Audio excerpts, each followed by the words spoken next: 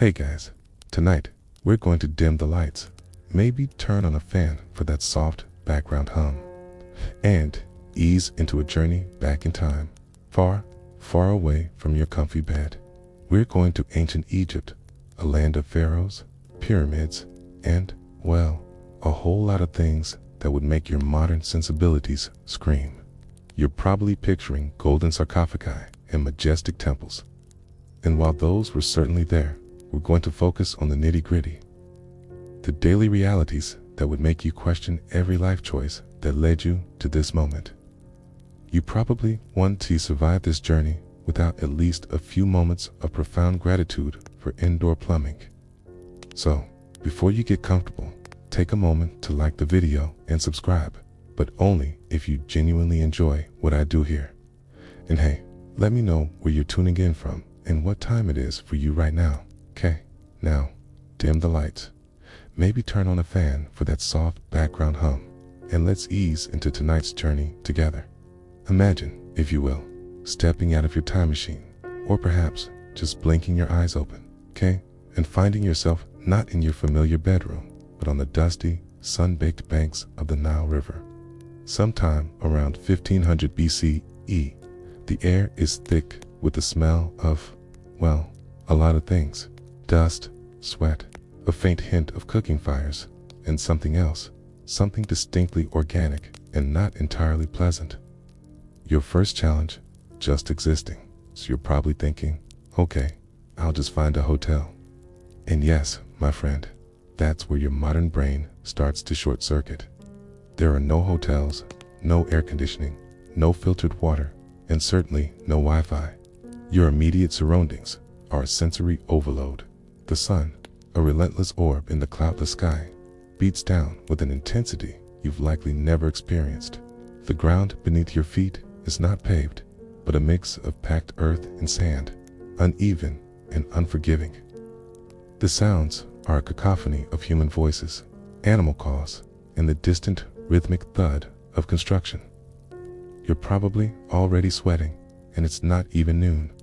Your modern, climate-controlled body is already protesting, wondering why you ever thought this was a good idea. It's like when you go camping for the first time and you realize that roughing it involves a lot more dirt and a lot less comfort than you anticipated. Except, in this case, the camping trip is your entire existence.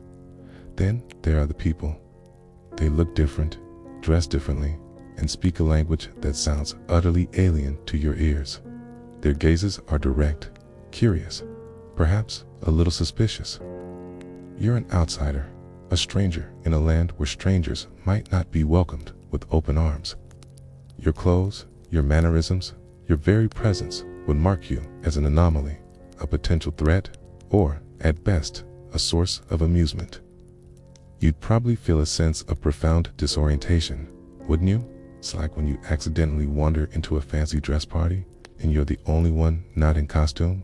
You stick out like a sore thumb, and everyone knows it. Mainstream historical fact. Ancient Egypt was a highly stratified society, with a clear hierarchy from the pharaoh at the top to farmers and laborers at the bottom. Your social standing would be immediately apparent, and attempting to cross those boundaries could have severe consequences. Imagine trying to navigate a world where your worth is determined by your birth, and where every interaction is governed by unspoken rules of deference and respect.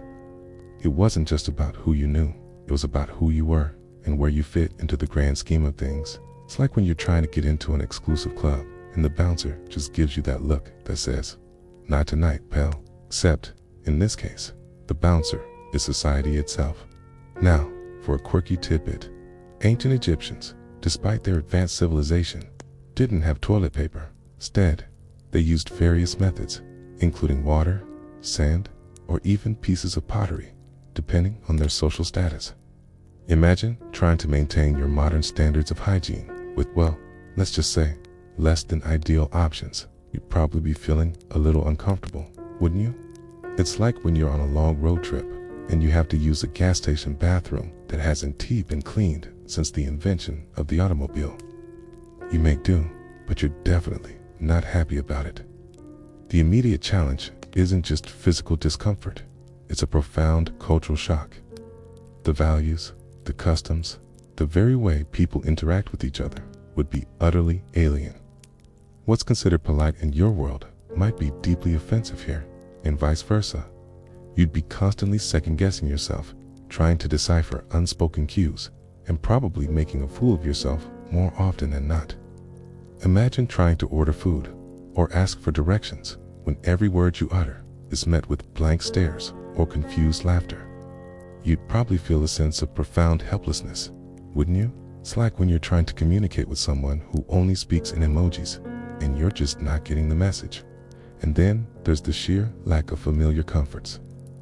No electricity, no refrigeration, no processed foods, no modern medicine. Every aspect of your life would be a struggle, a constant negotiation with a harsh environment and a society that operates on entirely different principles. Your body, accustomed to a life of ease, would quickly begin to protest. Your mind, accustomed to instant information and constant stimulation, would find itself adrift in a sea of unfamiliarity. You'd probably be longing for your bed, your phone, your perfectly chilled glass of water, wouldn't you? It's like when you're on a really long flight and you just want to be home, in your own bed, with your own pillow. Except, in this case, home is thousands of years away. Historians still argue whether the daily lives of common ancient Egyptians were truly as harsh and challenging as modern interpretations suggest, or if they possessed a resilience and adaptability that allowed them to thrive in their environment. The debate centers on the extent to which our modern biases influence our understanding of historical living conditions, and whether we project our own comforts and expectations onto the past. Was it a constant struggle for survival, or a life lived with a different set of priorities and expectations? The debate continues, adding another layer of intrigue to this already fascinating tale. You're probably thinking, just tell me if it was miserable.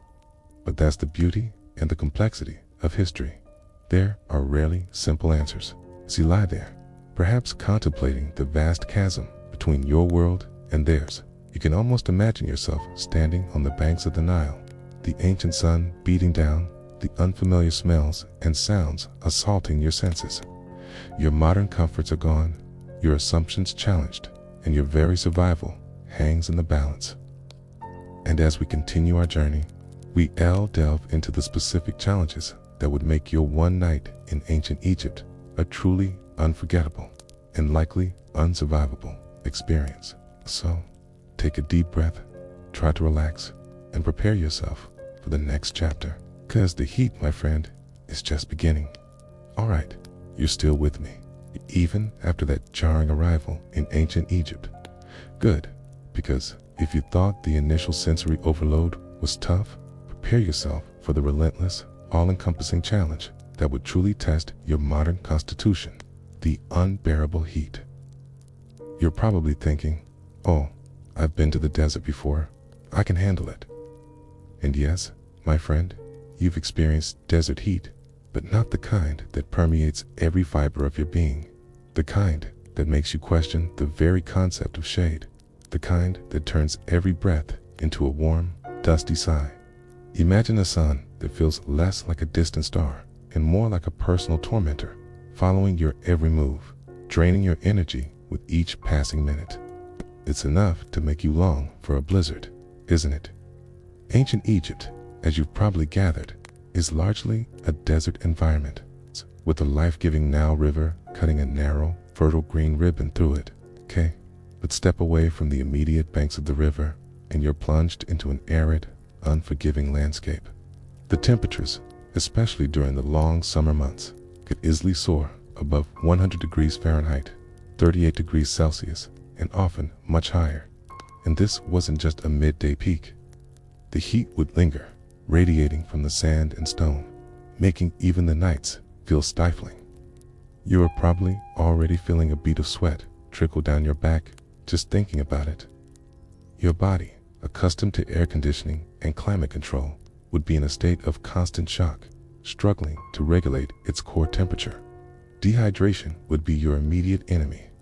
Your modern body loses water at an alarming rate in such conditions, and without constant, clean replenishment. You'd quickly succumb to fatigue, dizziness, and eventually heat stroke. The ancient Egyptians, of course, were adapted to this climate.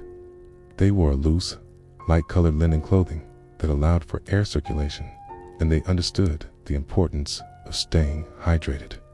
But you, my friend, with your unfamiliar diet, your different metabolism, and your general lack of desert survival experience, would be at a severe disadvantage. Imagine trying to perform any kind of physical labor, or even just walk from one place to another under such relentless heat. Your throat parched, your head throbbing. You'd probably be dreaming of an ice-cold soda, wouldn't you? Or just a single, glorious ice cube. The dust, carried by the ever-present desert winds, would be another constant torment. It would get into your eyes, your nose, your mouth, coating everything in a fine, gritty layer. It would irritate your lungs, making breathing difficult, and cling to your sweaty skin, creating a perpetually uncomfortable sensation. And this wasn't just a minor annoyance. Dust could carry pathogens, contributing to eye infections and respiratory illnesses, which, in ancient Egypt, could quickly become life-threatening. You'd probably be constantly rubbing your eyes, wouldn't you? And wishing for a good, long shower, or at least a pair of sunglasses and a dust mask. It's like when you're at a really dusty concert and you spend the next 3 days coughing up half the desert. Except, in this case, the concert is your life. Mainstream historical fact: the ancient Egyptians built their homes, temples, and tombs primarily from mud, brick, and stone, materials that, while durable, absorbed and radiated heat throughout the day and night. While some architectural features, like thick walls and small windows, helped to mitigate the heat, they did not offer the kind of escape from the oppressive temperatures that modern air conditioning provides. Imagine living in a house that acts like a giant oven, slowly baking you from the inside out, with no real way to cool down. It wasn't just a design choice, it was a constant battle against the elements. It's like when you try to cool down your apartment in the summer by opening all the windows, and all you get is more hot air. You're trying, but the laws of physics are not on your side. Now, for a quirky tidbit, ancient Egyptians often shaved their heads and wore wigs, not just for fashion or religious reasons, but also as a practical measure to combat the heat and prevent head lice. Imagine a society where baldness was not just accepted, but actively embraced, and where your hairstyle was literally a detachable accessory. You'd probably be like, so I can just take off my hair when it gets too hot. And yes, my friend, you absolutely could. It's like when you wear a hat to protect yourself from the sun, but instead of a hat, it's an entire head of hair. You're surprised, but also a little impressed by their ingenuity. The impact of the heat would extend beyond physical discomfort. Your mental faculties would be dulled, your decision-making impaired, and your patience worn thin. The constant struggle against the elements would leave you exhausted, irritable, and prone to mistakes. And in a society where a single mistake could have severe consequences, from losing your meager wages to incurring the wrath of a powerful official, this mental fatigue would be a significant liability. Imagine trying to perform a complex task, or even just hold a coherent conversation, when your brain feels like it's slowly melting. You'd probably be snapping at everyone, wouldn't you, and making some questionable life choices. It's like when you're really sleep deprived and you start making weird decisions, like trying to pay for groceries with a sock. Except, in this case, the consequences are a lot more severe than a confused cashier. Even the simple act of sleeping would be a challenge. The nights, while cooler than the days, would still be warm, and the air would be thick with the buzzing of insects. You'd be trying to rest on a hard, uncomfortable surface, probably on the roof of a mud brick house, to catch any faint breeze, but still struggling to find true respite from the heat. Your body, unable to properly cool down, would remain in a state of low-grade stress, preventing deep, restorative sleep. You'd probably be tossing and turning, wouldn't you? Dreaming of a cool, dark room with a soft mattress and a gentle breeze from an air conditioner.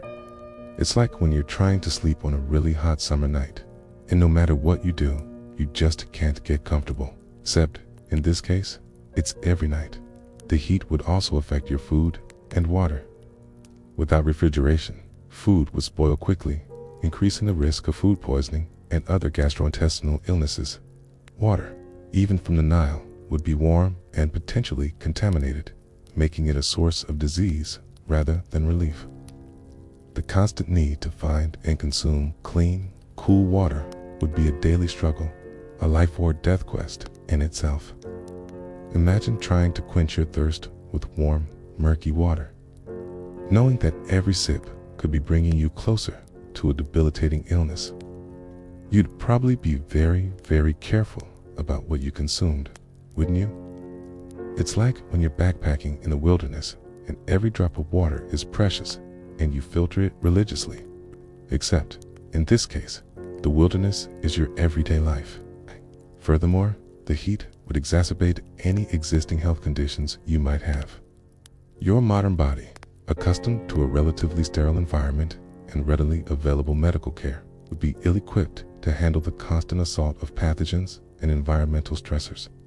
A simple cut could become infected. A minor illness could escalate into a life-threatening condition, all compounded by the relentless heat and dehydration. You'd probably be feeling every ache and pain, wouldn't you? And wishing you had access to a simple antibiotic or even just a clean bandage. It's like when you get a really bad cold and you feel like you're dying, but then you remember that people used to die from colds, okay? And suddenly, your cold doesn't seem so bad. Historians still argue whether the ancient Egyptians truly suffered from chronic dehydration and heat-related illnesses to the extent that modern individuals would, given their long adaptation to the climate and their specific cultural practices.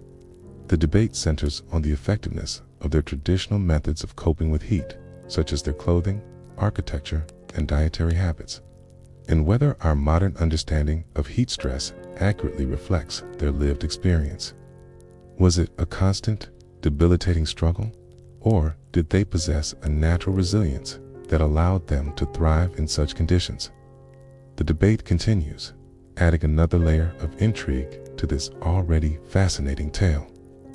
You're probably thinking, just tell me if they were always thirsty. But that's the beauty and the complexity of history. There are rarely simple answers. Skewing there, perhaps feeling a phantom bead of sweat on your brow. You can almost imagine, okay, the relentless heat of ancient Egypt, a constant oppressive force that would drain your energy, cloud your mind, and challenge your very will to survive. It's a reminder that survival is not just about avoiding predators or finding food. It's about adapting to your environment. And in ancient Egypt, the environment itself was a formidable foe. And as we continue our journey, we'll delve into the next immediate threat to your survival. The water, or rather, the lack of clean, safe water.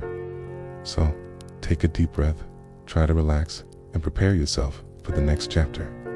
Because the thirst, my friend, is just beginning. You step away from the sliver of shade you've been hoarding like it's a family heirloom, and the heat from before slides right back onto your shoulders. Your mouth is dry in that scratchy sandpaper way.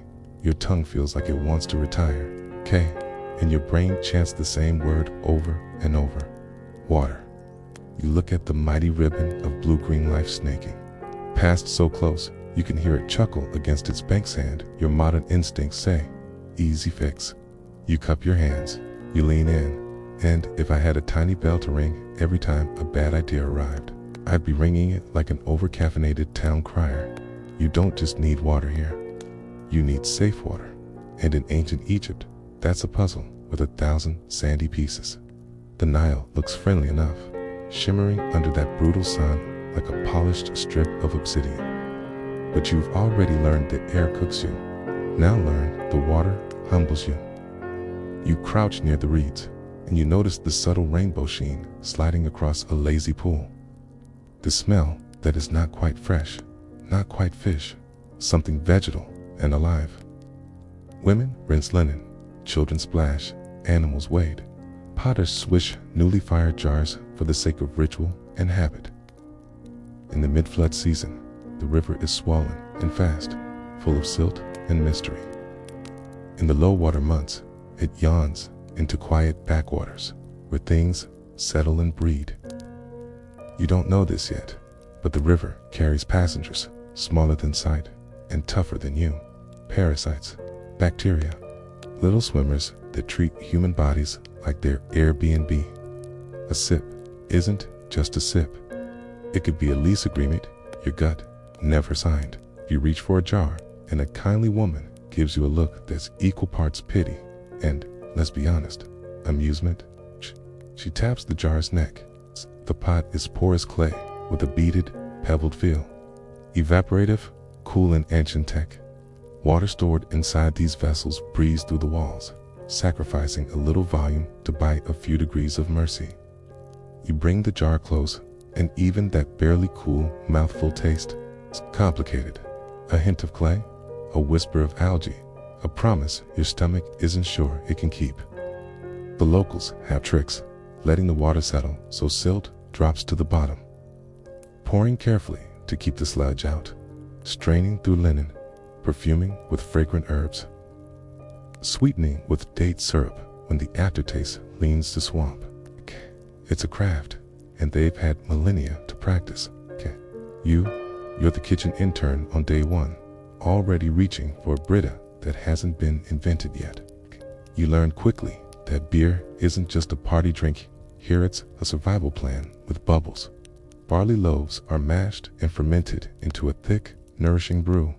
More porridge than Pilsner, sometimes sipped through a reed straw to catch floating husks.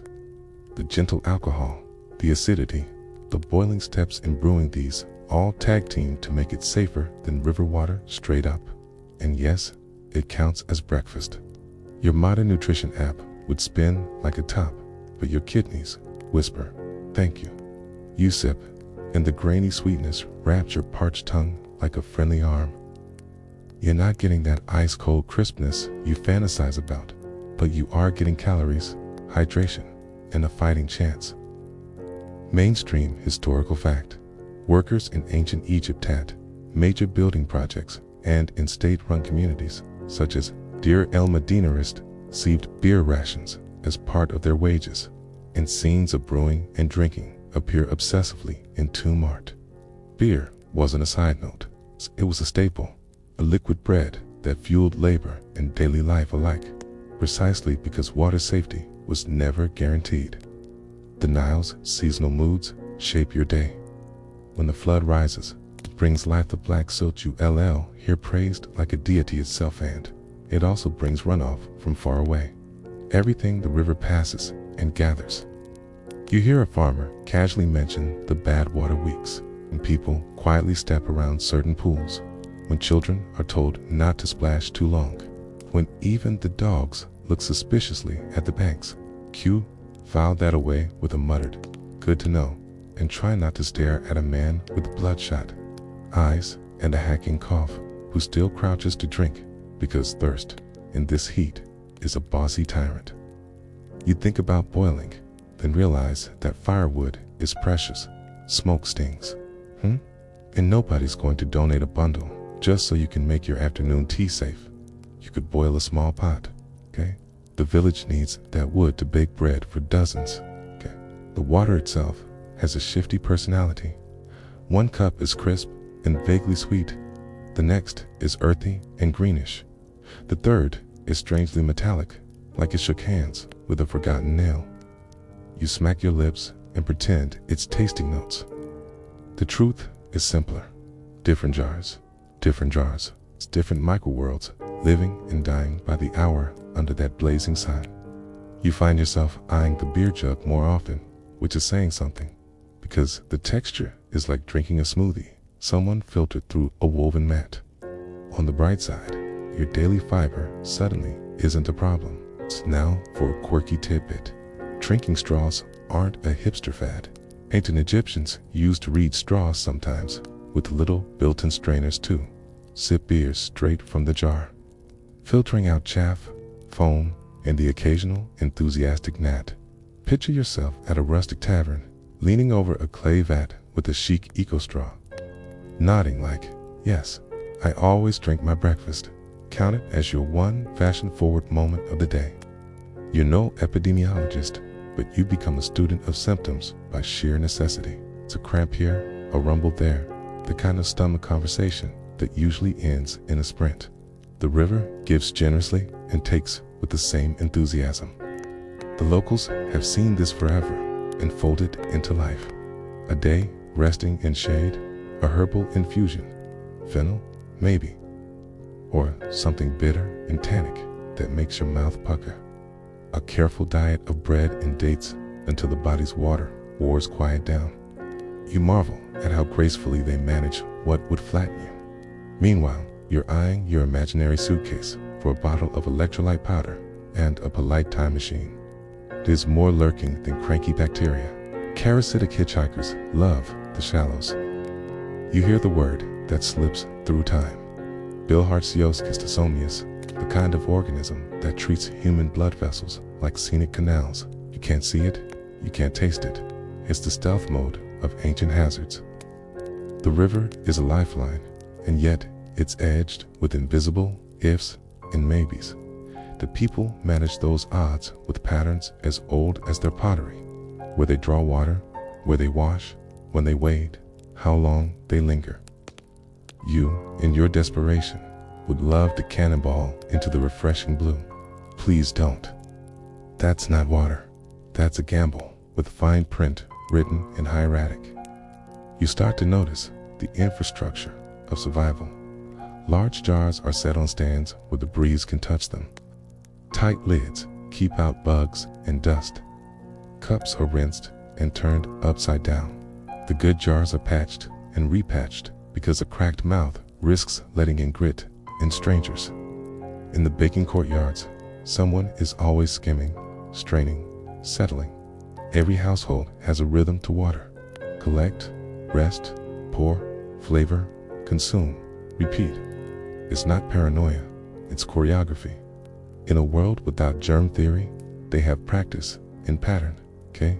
Grandmother's rules passed down with the same seriousness as a family prayer, and still, you slip. A moment of thirst wins, and you down a scoop from a shady pool that looks clean enough to be a postcard. Your throat sings. 10 minutes later, your gut composes a different tune entirely. You find yourself hoping not to invent the first Egyptian porta potty. That's joke one. You deserve it. Another joke arrives when you realize the cool jar water tastes like terracotta tea. And yet, you sip like it's the elixir of immortality. Joke 2. Joke 3 lands when you catch yourself bragging out loud. To no one that you can now tell by smell which jar belongs to which household. Congratulations, your nose is officially an ancient appliance. You learned this the gentle way. Bring your own container if you can. A clean, personal cup would cut down on shared lip roulette. Of course, you don't have one.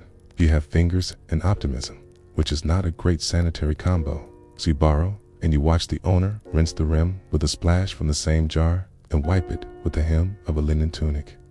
The gesture is generous, and you say, thank you. And you also watch the dust settle on the rim before it reaches your mouth. The truth here isn't that the water is always bad. It's that the water is never simple, never out of context. It comes with community, with craft, with risk, with 100 small decisions you're still learning to make. Historians still argue whether ancient Egyptian beer, the staple liquid bread, was consistently safer than river water across seasons and regions, or if fermentation as benefits waxed and waned enough that people simply diversified their drinks to spread the risk. They also debate how widely water was deliberately boiled outside of brewing, weighing fuel costs and taste against safety. The arguments twist like the river itself, reminding you that there's no single answer, only strategies shaped by climate, custom, and necessity. You watch a brewer at work, and the process soothes you like a familiar lullaby. Bread loaves crumble into warm water. A thick mash swirls. A clay vat exhales a cozy, yeasty perfume. The brewer hums and skims. Time tilts. The sun slides a handbreadth along its arc. When the brew is ready, it's ladled out generously. Children get watered-down portions, elders a richer cup, laborers who return from the fields gulp deeply with the pleasure of people who earned it. The brewer's courtyard is the ancient version of your neighborhood coffee shop, except the beans are barley and the foam is, well, also barley. You fit your reed straw into the froth and sip, and your body says yes in a way that feels almost ancestral. There are other drinks, palm wine if you're lucky, date infusions, sweetened waters perfumed with lotus or blue water lily at festivals. Special days taste special. Ordinary days have a crunch of grit and a hint of clay. You come to accept that palate fatigue is a small price to pay for not waking up at midnight with a stomach staging a coup. You grow fond of the faint mineral kiss of jar water cooled by the evening breeze on a rooftop. It's the first mouthful, sending a little ribbon of cool down your chest like mercy. You don't romanticize, though. Neighbor's toddler spikes a fever and cries through the night, and the mother presses a jar to his lips with the practiced tenderness of someone who has done this too often. An old fisherman coughs and shrugs. The river gave him 50 years, and he'll take the rest as they come. You are not built for this place, not yet, but you can learn its patience, its small disciplines, its respect for invisible risks. Water, here, is not a vending machine transaction. It's a relationship. It asks attention and gives life, asks caution and gives strength, asks humility and gives unmost ass enough. As the sun leans toward evening, jars on rooftops thrum with low, cooling breezes. And you find a patch of hard shade to sit and listen to the Nile breathe. Your tongue no longer feels like parchment. Your mind, for a blessed moment, clears. Somewhere a brewer laughs. Somewhere a child splashes in a shallow basin, while a grandmother scolds gently and then lets them keep splashing anyway. The river, fickle and generous, flows on. Tomorrow, it will likely ask the same questions of you, and you will answer with the same careful rituals you learned today. You swallow one last sip of clay-cool water and breathe slow, deliberate, like a sleepy metronome. The heat will return. The thirst will, too. But for the moment, you've made peace with the oldest contract in this land. Respect the water. And it might just respect you back. All right? You're still with me? Even after navigating the treacherous waters of ancient Egyptian hydration. Good, because if you thought getting a safe drink was a challenge, prepare your modern palate for the culinary delights of the past. Food frights. You're probably thinking, how bad can it be? It's just food. And yes, my friend, it's just food, but it's food prepared, stored, and consumed in ways that would make your health inspector faint and your stomach stage a full-blown rebellion. Imagine a meal where every bite is a gamble, every ingredient a potential hazard, okay? And every flavor a testament to sheer survival. It's enough to make you consider a liquid diet, isn't it? Your first encounter with ancient Egyptian cuisine might seem deceptively simple. Bread, beer, and vegetables form the cornerstone of the diet for most common folk. You're offered a flat, dense loaf of bread made from emmer wheat. It looks rustic, wholesome even. You take a bite, and immediately your teeth encounter something gritty. That's not a secret ingredient, that's sand. Ancient Egyptian grain was often processed using stone grinding tools, and tiny fragments of stone and sand inevitably found their way into the flour. For over a lifetime, this constant abrasion would wear down teeth, leading to dental problems that were far more severe than your occasional cavity. Imagine every meal slowly grinding down your enamel, turning your teeth into worn-down nubs. You'd probably be dreaming of a soft food diet, wouldn't you? Or at least a really good dentist with a time machine. Then there's the storage. Without refrigeration, food spoilage was a constant battle. Grains were stored in granaries, but even there, pests like rodents and insects were a persistent problem.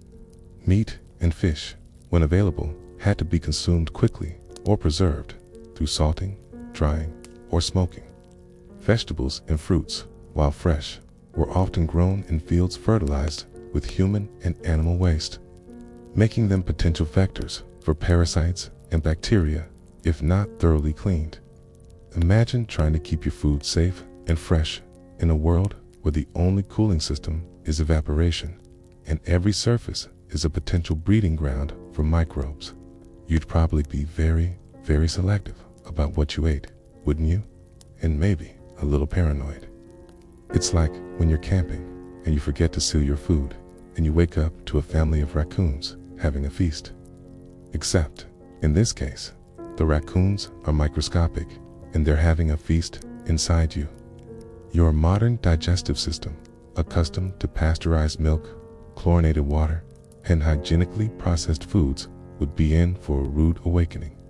The ancient Egyptian diet, while nutritious, was also a constant assault of unfamiliar microbes. Diarrhea, dysentery, and other gastrointestinal ailments would likely become your constant companions. You'd probably spend a significant portion of your time in ancient Egypt feeling unwell, your stomach churning, your energy depleted. Imagine trying to enjoy a historical adventure when your gut is staging a daily protest. You'd probably be longing for a bland diet of crackers and ginger ale, wouldn't you? Or just a quiet corner in a very strong stomach medicine. Mainstream historical fact: paleopathological studies of ancient Egyptian mummies and skeletal remains reveal a high prevalence of dentalware, excesses, and various parasitic infections, indicating the significant health challenges posed by their diet and living conditions.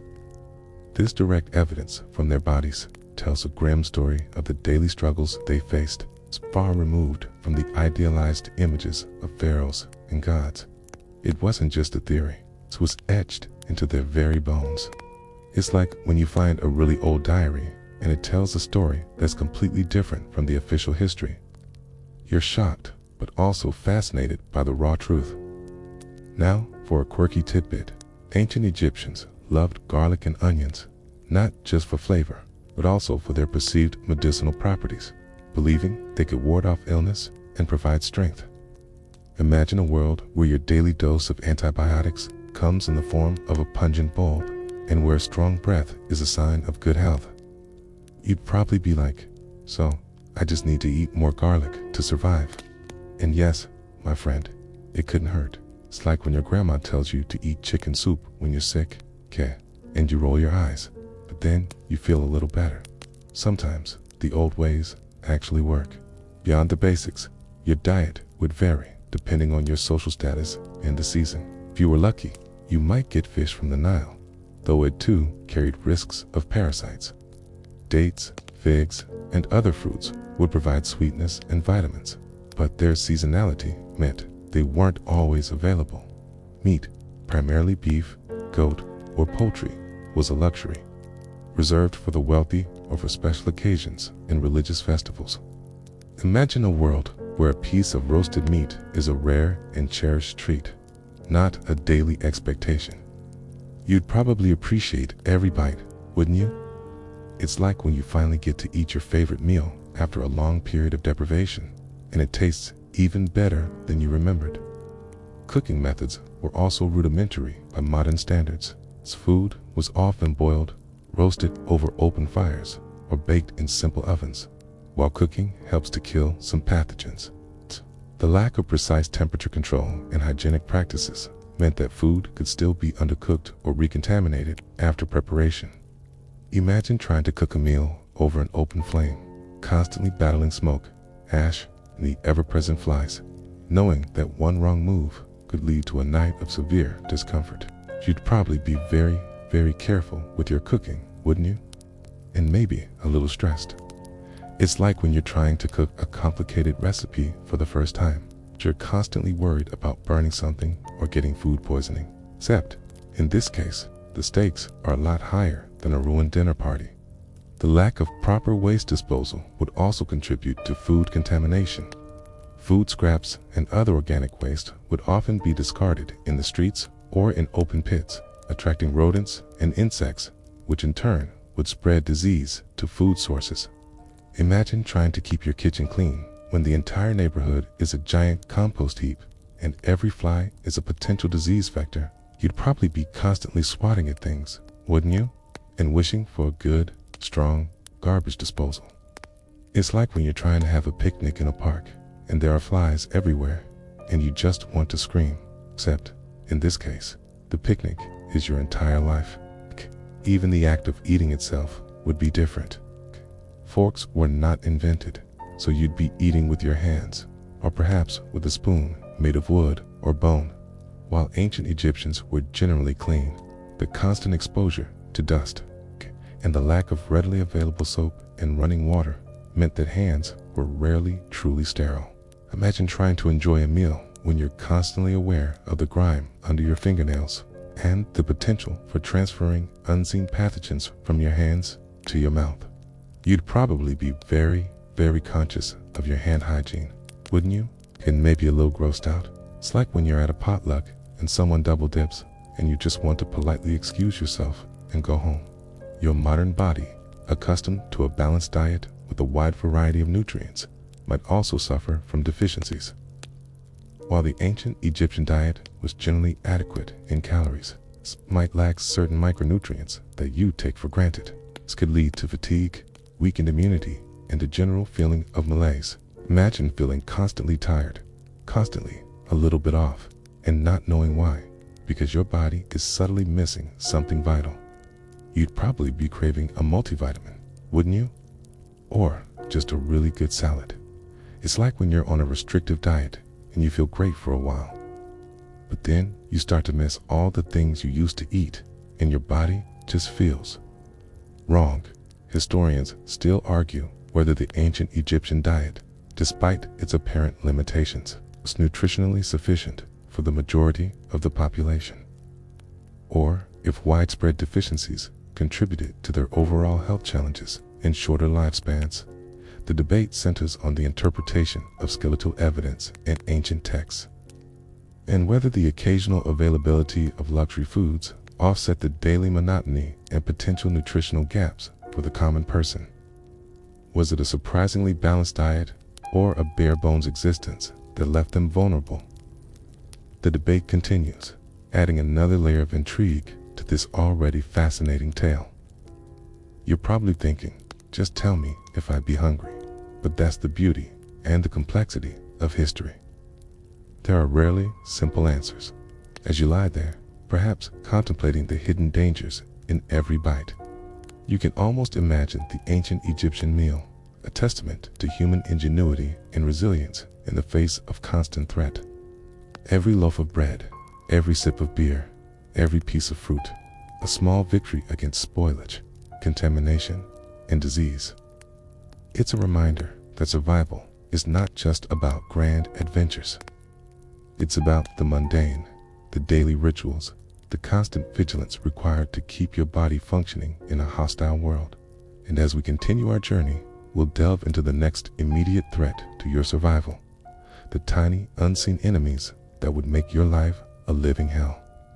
So, take a deep breath, try to relax, and prepare yourself for the next chapter, because the bugs, my friend, are just beginning. Alright, you're still with me? Even after contemplating the gritty realities of ancient Egyptian food. Good, because if you thought the visible threats were bad, prepare yourself for the truly insidious enemies, the pests and parasites. You're probably thinking, oh, a few mosquitoes, maybe some flies? Okay, yes, my friend, those are certainly present, but they're just the welcoming committee. Imagine a world where every breath, every step, every meal, every drop of water carries the potential for an unseen invasion, a microscopic army ready to set up camp inside your body and slowly, relentlessly drain your life force. It's enough to make you want to wrap yourself in a sterile bubble, isn't it? Start with the buzzing, biting, and crawling. Mosquitoes, of course, would be a constant torment, especially near the Nile. They're not just annoying. They're vectors for diseases like malaria, a debilitating illness that would leave you feverish, weak, and utterly miserable. You'd be constantly swatting, scratching, and probably developing a new appreciation for insect repellent. And then there are the flies, swarming around food, open wounds, and anything remotely organic. They're not just a nuisance. They carry bacteria and viruses, spreading infections with every landing. Imagine trying to eat a meal, or even just have a conversation, with a constant cloud of buzzing insects around you. You'd probably lose your appetite, wouldn't you? And your sanity. It's like when you're at a summer picnic and you spend more time fighting off bugs than actually eating.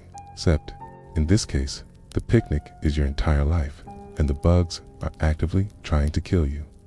Fleas and lice would be another constant companion. Personal hygiene, well practiced, was not sufficient to eliminate these persistent pests.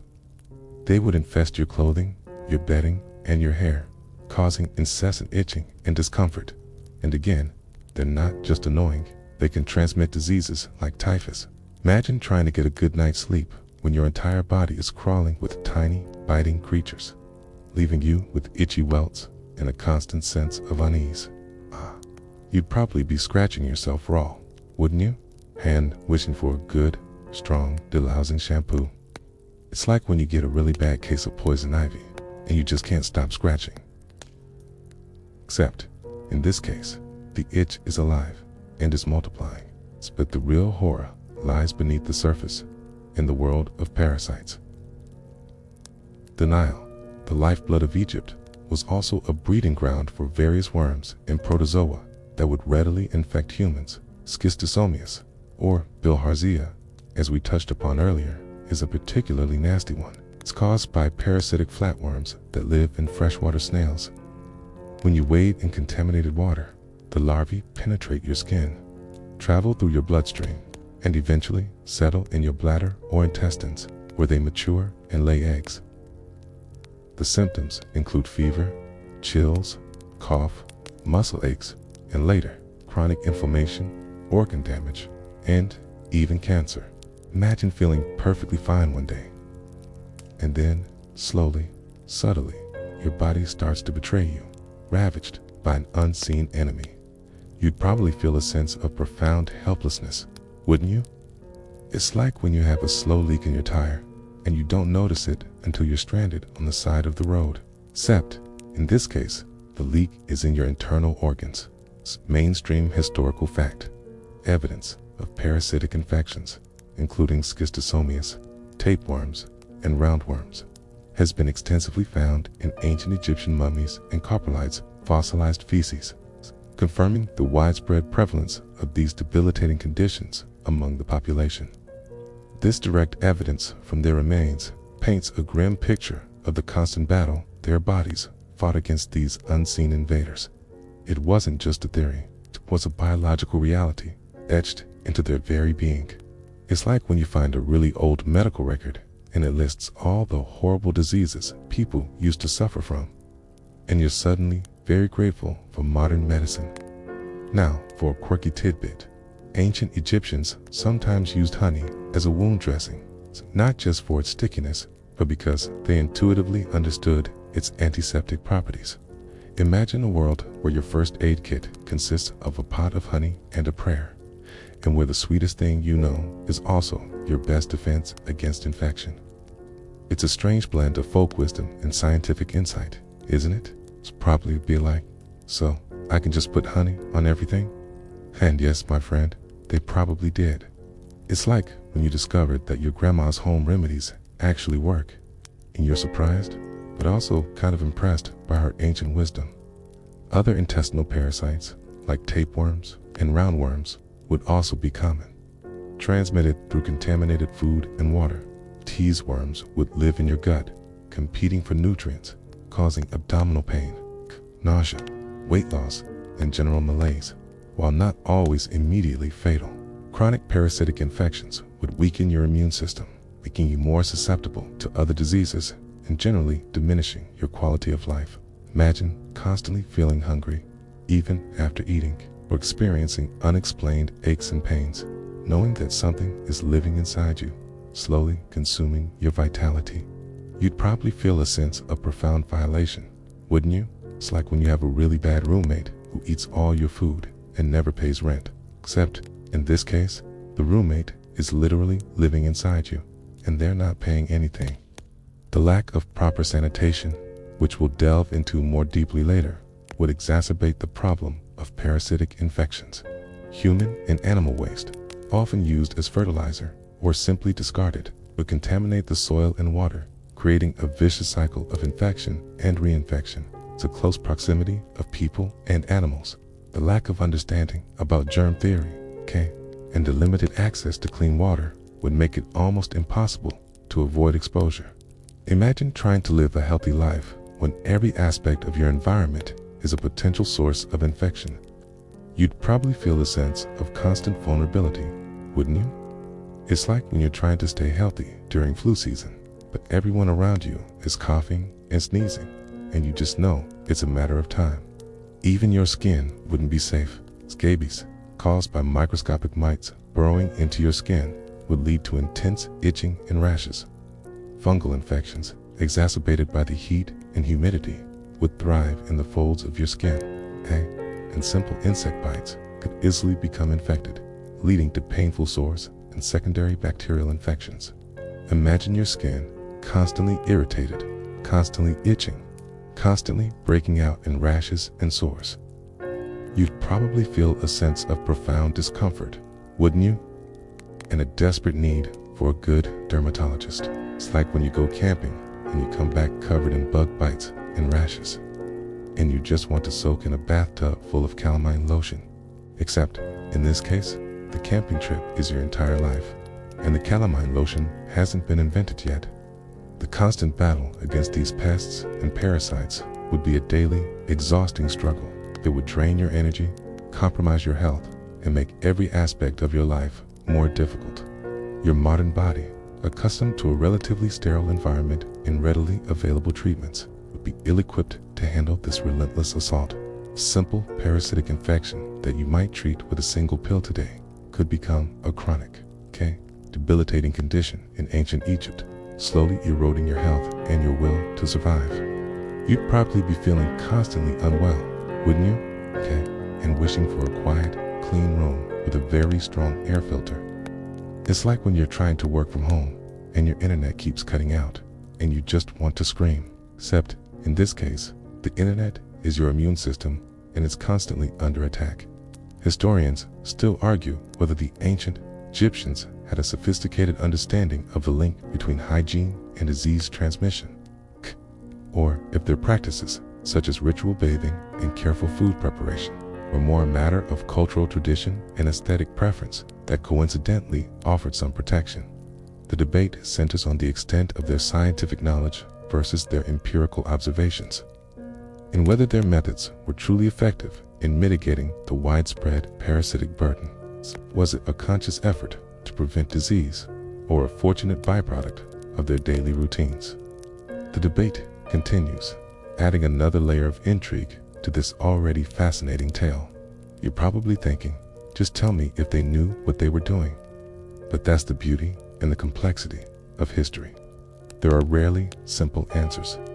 As you lie there, perhaps feeling a phantom itch, you can almost imagine the unseen world teeming around you, a constant reminder of your vulnerability in ancient Egypt. Every bite, every sip, every breath, a potential gateway for an unseen enemy. It's a reminder that survival is not just about avoiding the big, obvious dangers. It's about the constant, quantumoscopic battle against the invisible forces that seek to undermine your health and your very existence.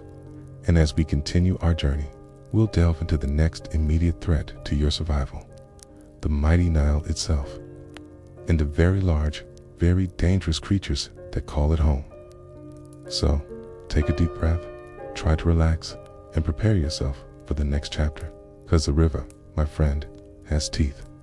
Alright, you're still with me, even after contemplating the microscopic horrors that would invade your body in ancient Egypt. Good, because if you thought the tiny, unseen enemies were bad, prepare yourself for the truly colossal, very visible, incredibly toothy threats that lurk in the very lifeline of Egypt, the Nile's dangers. You're probably thinking, oh, a few fish, maybe some harmless birds. And yes, my friend, there are fish and birds, but there are also creatures that would make your modern sense of personal safety evaporate faster than a puddle in the midday sun. Imagine a river that is both a source of life and a silent, predatory hunter, its waters concealing ancient, powerful beasts that view you as little more than a snack. It's enough to make you reconsider that refreshing dip, isn't it? Your first instinct, after enduring the relentless heat and the dubious water quality, might be to seek solace in the cool, inviting waters of the Nile. You see locals wading, washing, fishing, and it looks so deceptively peaceful. But beneath that placid surface and lurking in the reedy banks are two of ancient Egypt's most formidable and dangerous residents, the Nile crocodile and the hippopotamus. You're probably thinking, crocodiles, sure, but hippos, aren't they just big, goofy vegetarians? And yes, my friend, they are vegetarians, but they are also incredibly territorial, surprisingly fast, and possess jaws that can snap a small boat in half. Imagine trying to enjoy a leisurely swim, only to realize you are sharing the water with a creature that weighs as much as a small car and has a temper like a toddler denied a nap. You'd probably be rethinking your life choices, wouldn't you? It's like when you go to a petting zoo and the cute little goat suddenly decides your shoelaces are delicious. You're surprised and a little bit terrified. Crocodile, a creature that has remained largely unchanged for millions of years, was a constant and terrifying presence in ancient Egypt.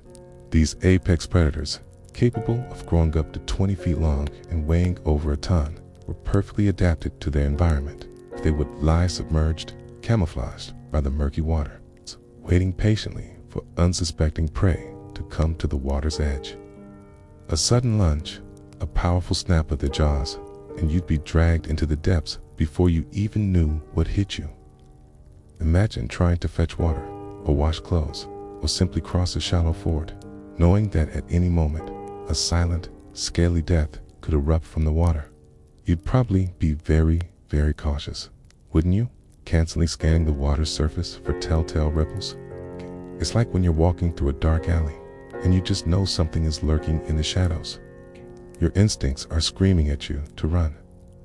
Hippos, despite their seemingly docile appearance, were arguably even more dangerous than crocodiles. They are responsible for more human deaths in Africa than any other large animal. They are incredibly aggressive, especially when protecting their young or their territory. If you accidentally stumbled upon a hippopod, or if your small boat drifted too close to their domain, you'd face a charging behemoth that could easily overturn your vessel or crush you with its powerful jaws. Imagine a creature that looks like a giant, grumpy potato, suddenly transforming into a furious, unstoppable force of nature, charging directly at you. You'd probably be running for your life, wouldn't you? And wondering why no one ever told you that hippos were basically aquatic tanks with anger issues. It's like when you meet someone who seems really sweet, and then you accidentally step on their toe, and they suddenly turn into a raging monster. You're shocked by the sudden shift in personality. It's mainstream historical fact. Both Nile crocodiles and hippopotamuses were revered and feared in ancient Egypt. It's often depicted in art and mythology as powerful, sometimes malevolent, deities or symbols of chaos. Despite their sacred status, they posed a very real and constant threat to the lives of those who lived and worked along the Nile. With archaeological evidence and historical texts detailing numerous human-animal conflicts, this dual perception highlights the complex relationship ancient Egyptians had with their environment, recognizing both its life-giving and life-taking aspects. It wasn't just a belief, it was a daily reality, a constant negotiation with the wild. It's like when you have a really beautiful, but also a very dangerous pet.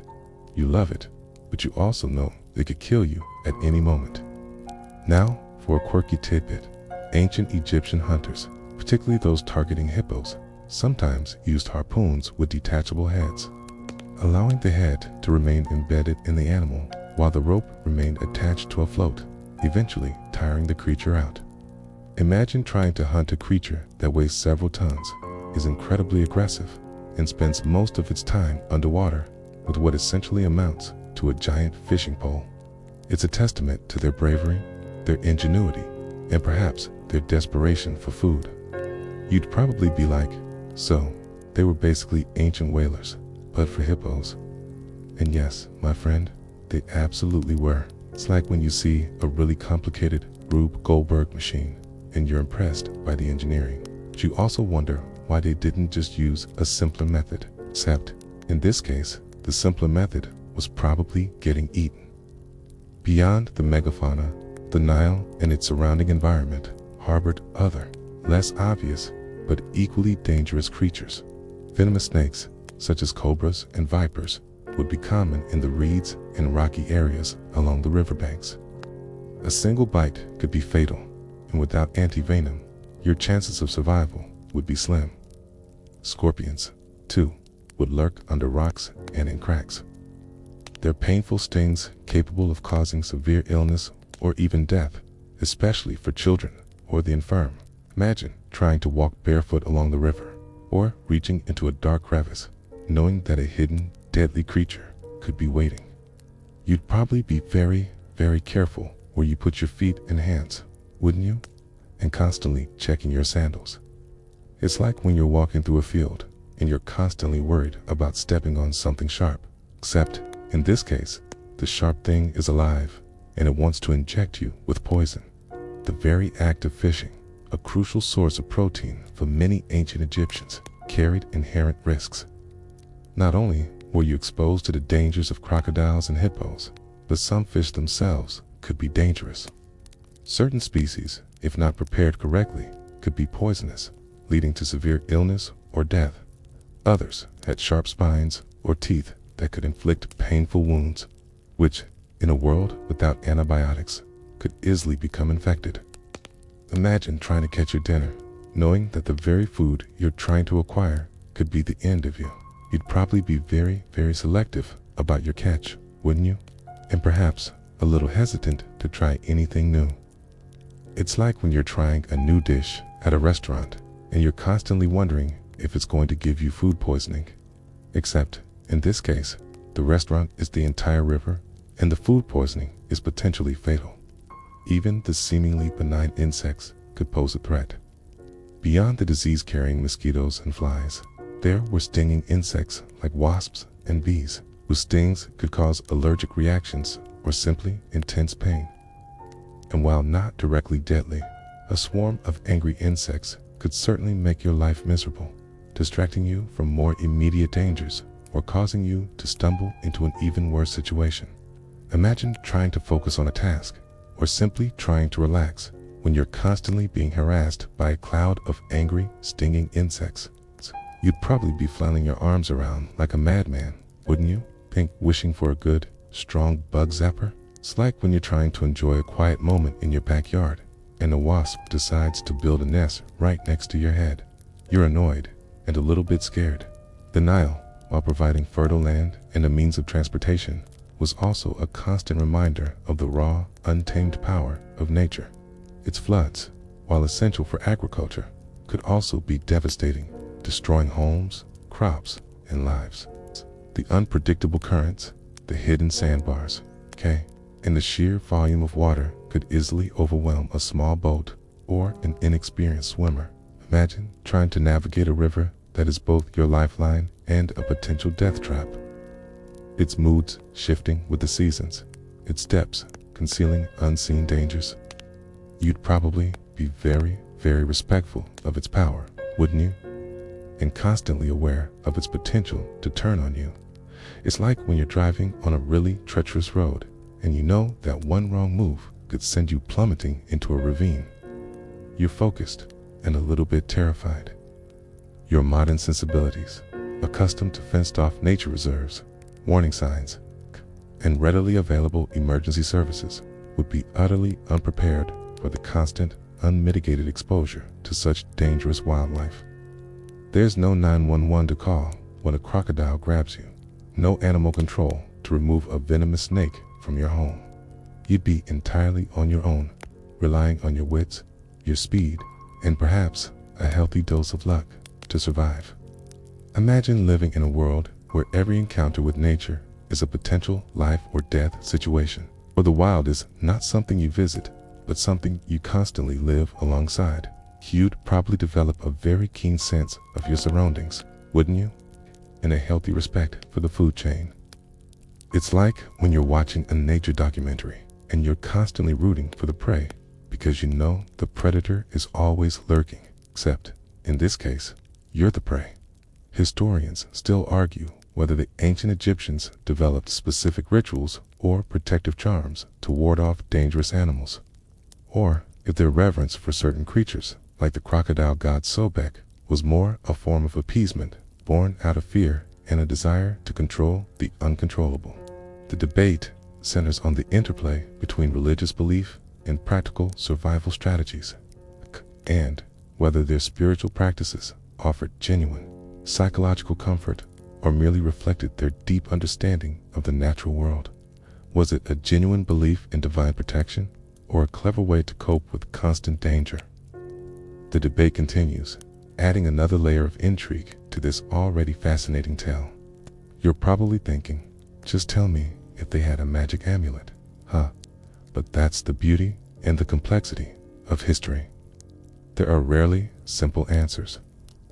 As you lie there, perhaps feeling a phantom ripple in the water, you can almost imagine the mighty Nile, its surface shimmering under the moonlight, its depths concealing ancient, powerful secrets. Every splash, every rustle in the reeds, a potential sign of danger, is a reminder that survival is not just about avoiding disease or finding food. It's about navigating a world where nature is both your provider and your predator, a constant, unpredictable force that demands respect, caution, and an unwavering awareness of your surroundings. And as we continue our journey, we'll delve into the next immediate threat to your survival, the very ground you walk on, and the pervasive lack of sanitation that would turn every street into a breeding ground for sickness. So, take a deep breath, try to relax, and prepare yourself for the next chapter. Because the smell, my friend, is just beginning. Alright, you still with me? Even after contemplating the toothy dangers lurking in the Nile? Good, because if you thought the wild animals were a threat, prepare yourself for the truly insidious enemy that will be everywhere you stepped. The streets of sickness. You're probably thinking, it can't be that bad, can it? People lived there for thousands of years. King? Yes, my friend, they did, but they lived with a pervasive lack of sanitation that would turn every street, every alley, every unpaved surface into a breeding ground for disease, a silent, invisible killer, far more deadly than any crocodile.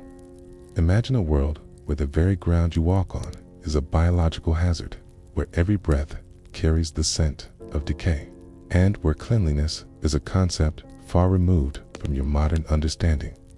It's enough to make you want to wear a hazmat suit, isn't it?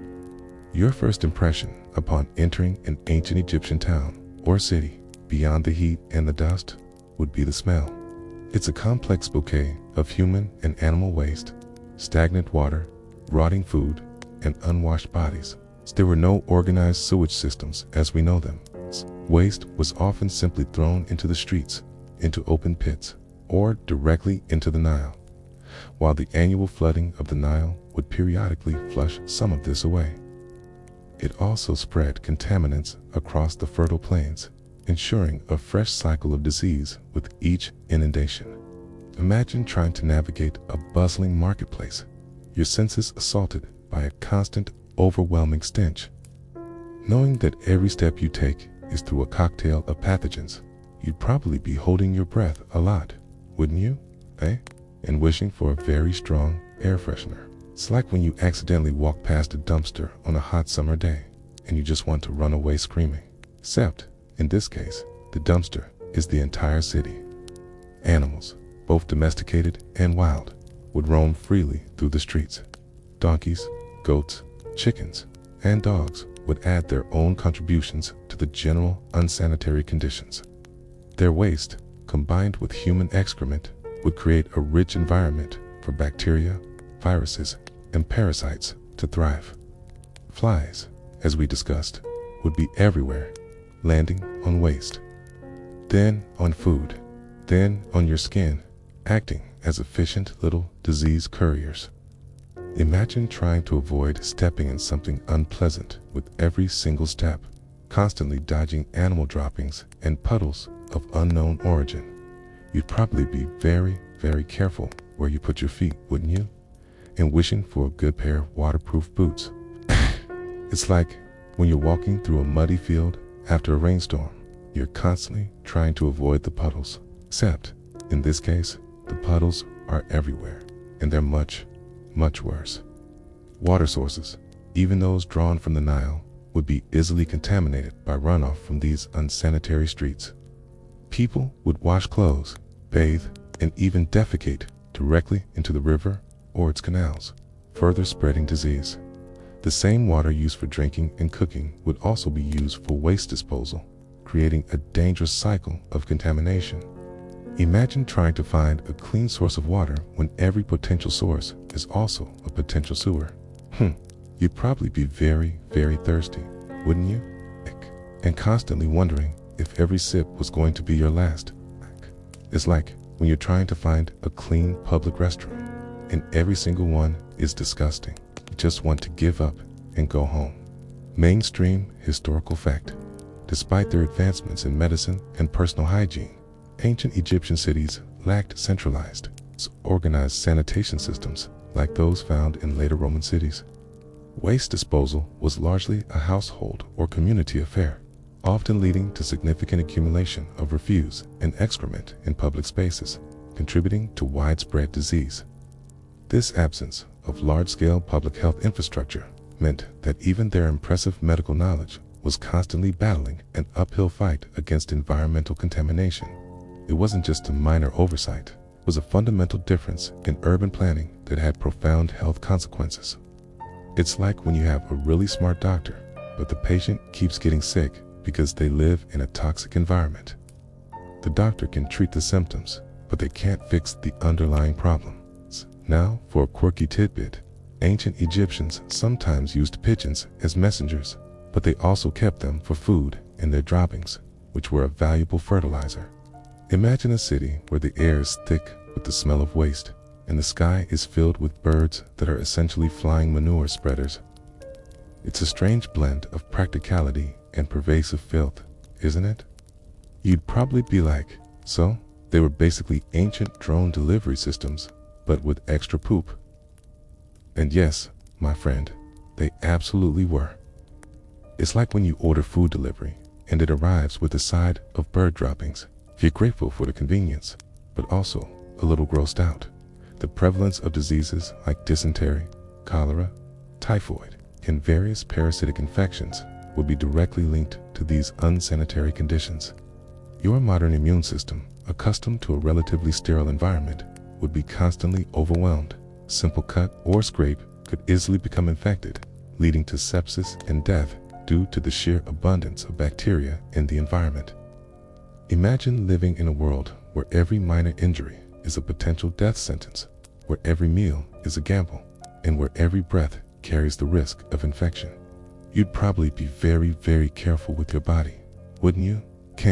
Constantly washing your hands, even if the water itself was questionable. It's like when you're trying to avoid getting sick during flu season, but you're surrounded by people who are constantly coughing and sneezing, and you just know it's a matter of time. Even inside homes, sanitation was rudimentary. While wealthier homes might have had rudimentary latrines that emptied into pits, most common homes would have used chamber pots that were then emptied into the street or a communal dump. There were no flushing toilets, no sealed pipes, no effective way to remove waste cleanly and efficiently. Imagine trying to maintain a sense of personal cleanliness when your immediate surroundings are constantly exposed to human waste. You'd probably be constantly battling odors, wouldn't you? Wishing for a good, strong disinfectant. It's like when you're trying to keep your house clean, but your neighbors keep throwing their trash into your yard. You're doing your best, but you're fighting a losing battle. The sheer density of population in ancient Egyptian cities, particularly in areas like Memphis or Thebes, would exacerbate these problems.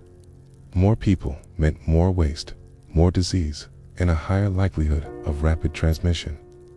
The close living quarters, the shared water sources, and the constant movement of people would create ideal conditions for epidemics to spread like wildfire. Imagine living in a crowded city where every cough, every sneeze, every illness is a potential threat to your entire community. You'd probably feel a sense of constant vulnerability, wouldn't you? And a desperate need for personal space. It's like when you're on a crowded subway and someone starts coughing, okay? And you just want to get off at the next stop and run for your life. Your modern nose, accustomed to filtered air and deodorized spaces, would be in a state of constant assault. The pervasive smell of decay, of unwashed bodies, of animal waste would be a constant, inescapable presence. It would cling to your clothes, your hair, your skin, and permeate every aspect of your existence. You'd probably find yourself constantly trying to breathe through your mouth, or holding a perfumed cloth to your nose, anything to escape the overwhelming stench. Imagine trying to sleep, or eat, or even just think, with that constant, oppressive odor hanging in the air. You'd probably lose your sense of smell entirely, wouldn't you? Or at least develop a very strong aversion to certain smells. It's like when you work in a really smelly environment, and after a while, you don't even notice it anymore. Except, in this case, the environment is your entire world. Historians still argue whether the ancient Egyptians, despite their lack of modern sanitation, developed effective traditional methods for managing waste and mitigating disease, such as the use of specific plants as disinfectants or the practice of burying waste away from settlements. The debate centers on the extent to which their empirical knowledge and cultural practices compensated for their lack of scientific understanding of germ theory, and whether their public health outcomes were better or worse than other ancient civilizations. Was it a surprisingly effective system or a constant struggle against overwhelming odds? The debate continues, adding another layer of intrigue to this already fascinating tale. You're probably thinking, just tell me if they had hand sanitizer. That's the beauty and the complexity of history. There are rarely simple answers. As you lie there, perhaps feeling a phantom whiff of the past, you can almost imagine the ancient Egyptian street teeming with life, but also with unseen dangers. Every surface, every breath, every interaction, a potential source of illness. It's a reminder that survival is not just about avoiding the big, obvious threats. It's about navigating a world where the very air you breathe and the ground you walk on are constantly trying to undermine your health. And as we continue our journey, we'll delve into the next immediate threat to your survival, your own body, okay, and the limitations of personal hygiene in ancient Egypt. So, take a deep breath, try to relax, and prepare yourself for the next chapter. Because cleanliness, my friend, is relative. Alright, you're still with me? Even after wading through the invisible hazards of ancient Egyptian streets. Good. Because if you thought the external environment was challenging, prepare yourself for the intimate struggle of personal hygiene. You're probably thinking, well, I can just wash myself, right? And yes, my friend, you can. But your modern notions of cleanliness, of hot running water, scented soaps, and fluffy towels are about to be thoroughly debunked. Imagine trying to feel truly clean in a world where every attempt at purification is a compromise, where the very act of washing might introduce new problems, and where the concept of germ-free is as alien as a smartphone. It's enough to make you embrace a perpetual state of mild grubbiness, isn't it?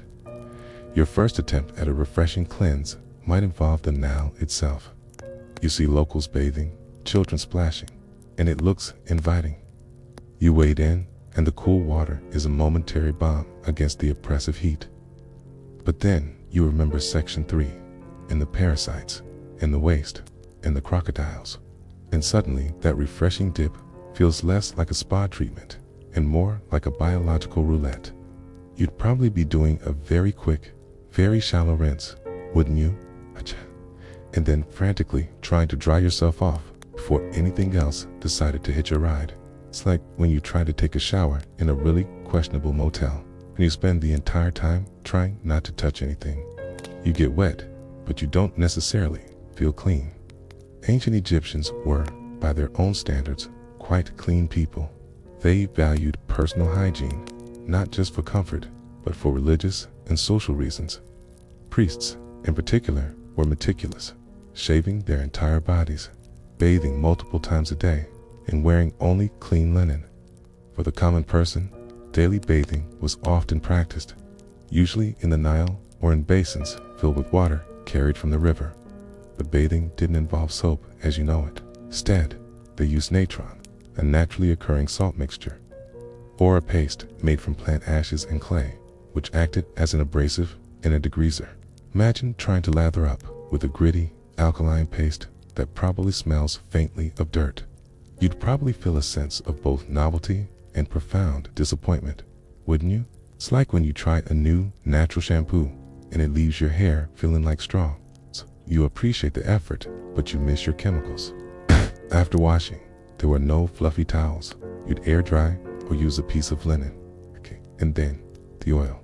Ancient Egyptians used various oils, often scented with fragrant herbs or flowers, to moisturize their skin and protect it from the harsh sun and dry air.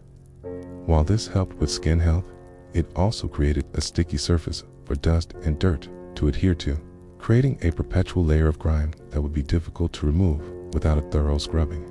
Imagine trying to stay clean when every attempt to moisturize yourself also turns you into a human dust magnet. You'd probably feel a sense of constant stickiness, wouldn't you? And wishing for a good, strong exfoliant. It's like when you put on too much sunscreen and you feel like you're covered in a greasy film all day. You're protected, but you're also kind of gross. Mainstream historical fact. Ancient Egyptians were known for their elaborate personal grooming habits, including shaving body hair, using deodorants made from carob and frankincense, and applying various oils and perfumes.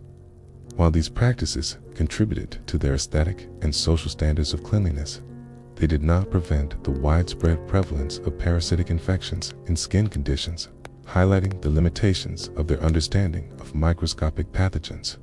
It wasn't just about looking good. This was about smelling good and feeling good, but it wasn't about being germ-free. It's like when you put on your best outfit, but you're secretly wearing mismatched socks.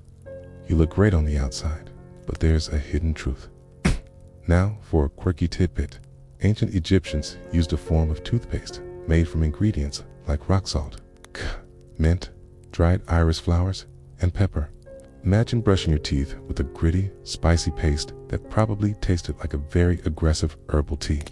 You'd probably be making some interesting faces, wouldn't you?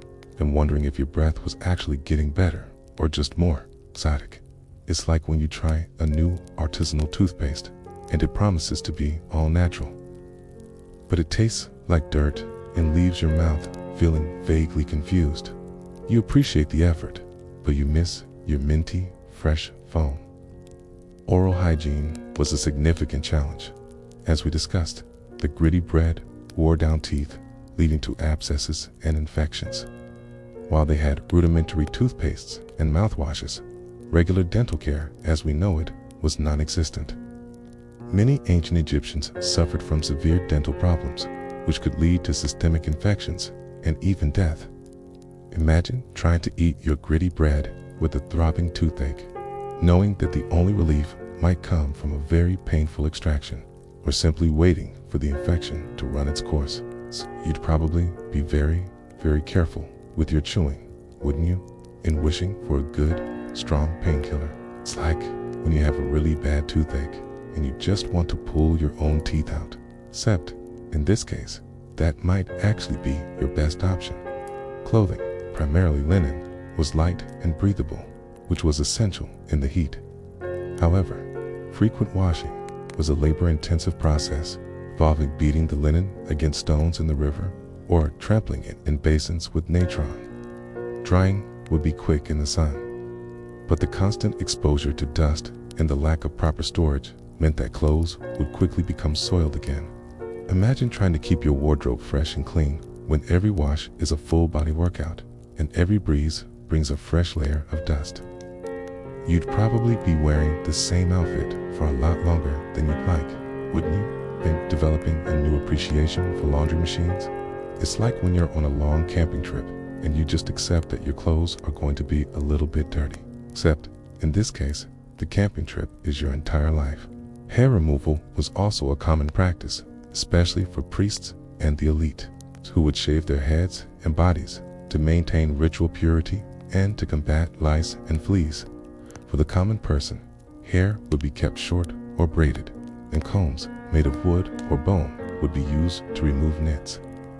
While this helped with pest control, it was a constant battle, and infestations were likely common.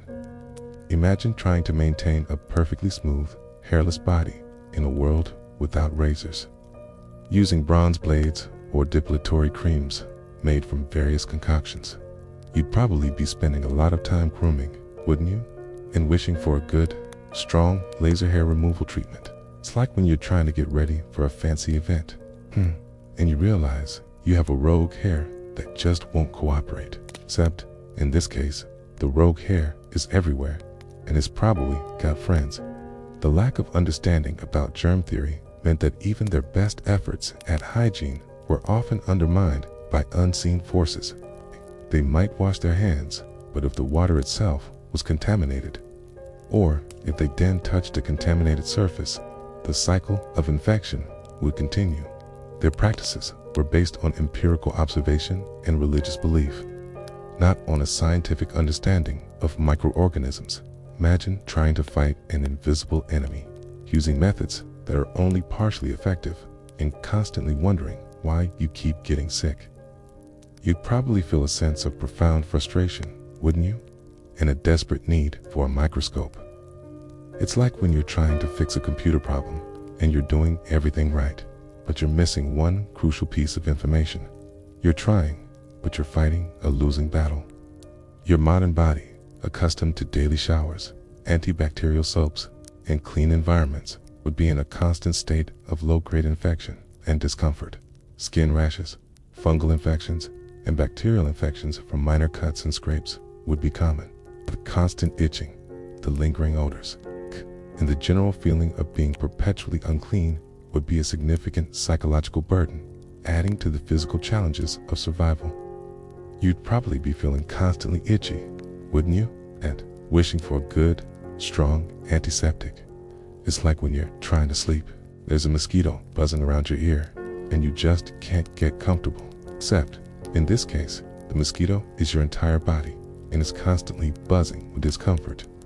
Historians still argue whether the ancient Egyptians' emphasis on personal hygiene was primarily driven by aesthetic and religious considerations, or if they had an intuitive, albeit unscientific, understanding of its role in preventing disease. The debate centers on the interpretation of their medical texts and the archaeological evidence of their grooming tools, and whether their practices were truly effective in mitigating the health risks of their environment. Was it a conscious effort to prevent illness or a fortunate byproduct of their cultural values? The debate continues, adding another layer of intrigue to this already fascinating tale. You're probably thinking, just tell me if they smelled bad. That's the beauty and the complexity of history. There are rarely simple answers. As you lie there, perhaps feeling a phantom itch or a lingering sense of stickiness, you can almost imagine the constant battle for cleanliness in ancient Egypt, a daily ritual against unseen enemies and pervasive grime. Every wash, every oil application, every hair removal, testament to their dedication to personal presentation in a world that constantly conspired against it. It's a reminder that survival is not just about avoiding the big, obvious dangers. It's about the constant, intimate struggle to maintain your own body in a hostile environment, And as we continue our journey, we'll delve into the next immediate threat to your survival, the diseases themselves, and the limitations of ancient medicine. So, take a deep breath, try to relax, and prepare yourself for the next chapter. Because health, my friend, is a luxury. All right? You're still with me? Even after grappling with the nuanced realities of of ancient Egyptian personal hygiene. Good, because if you thought staying clean was a challenge, prepare yourself for the inevitable. Medical maladies. You're probably thinking, well, they had doctors, right? And magic.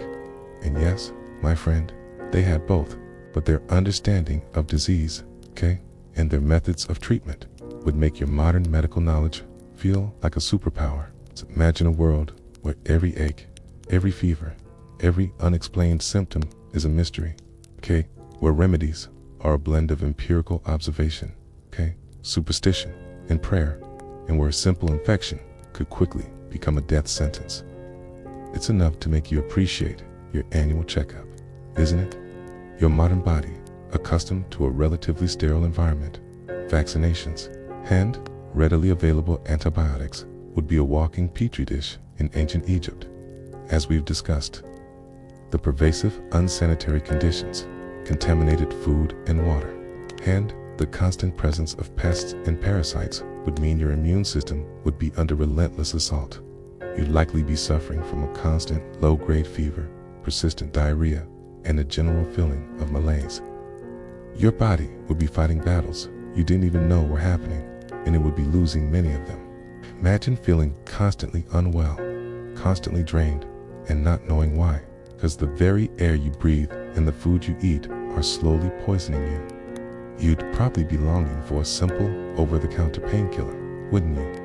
Or just a good night's sleep without a fever dream. It's like when you get a really bad flu, and you just want to curl up in bed and disappear. Except, in this case, the flu is your everyday life. Common diseases would be rampant. Malaria, transmitted by mosquitoes, would cause recurring fevers, chills, and weakness. Tuberculosis, spread through close contact, would slowly consume your lungs. Smallpox, measles, and polio, diseases largely eradicated in your time, would sweep through communities, leaving a trail of death and disfigurement. Eye infections, exacerbated by dust and flies, would be common, often leading to blindness. And then there were the parasitic infections, as we've explored, silently debilitating you from within.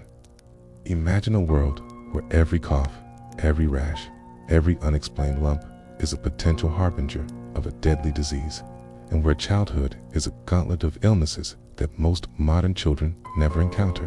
You'd probably be living in a constant state of low-level anxiety, wouldn't you? It's constantly checking yourself for symptoms. It's like when you're trying to avoid getting sick during a pandemic, and every sneeze makes you jump. Except, in this case, the pandemic is always happening. Ancient Egyptian medicine, while surprisingly advanced for its time, operated without a true understanding of germ theory or the circulatory system. Their physicians, or Sinway, were skilled observers, capable of diagnosing and treating a wide range of ailments, from broken bones to dental abscesses. They had a vast pharmacopoeia of herbal remedies, animal products, and minerals, some of which had genuine medicinal properties. They performed surgeries, set fractures, and even had rudimentary prosthetics. But their understanding of the underlying causes of disease was often rooted in supernatural explanations, attributing illness to angry gods, malevolent spirits, or magical curses. Imagine a doctor meticulously examining your symptoms, but then suggesting that your fever is caused by an angry deity, and a cure involves a magical incantation. You'd probably feel a sense of both admiration for their skill and profound confusion, wouldn't you? It's like when you go to a really good mechanic, but they also believe that your car problems are caused by mischievous gremlins.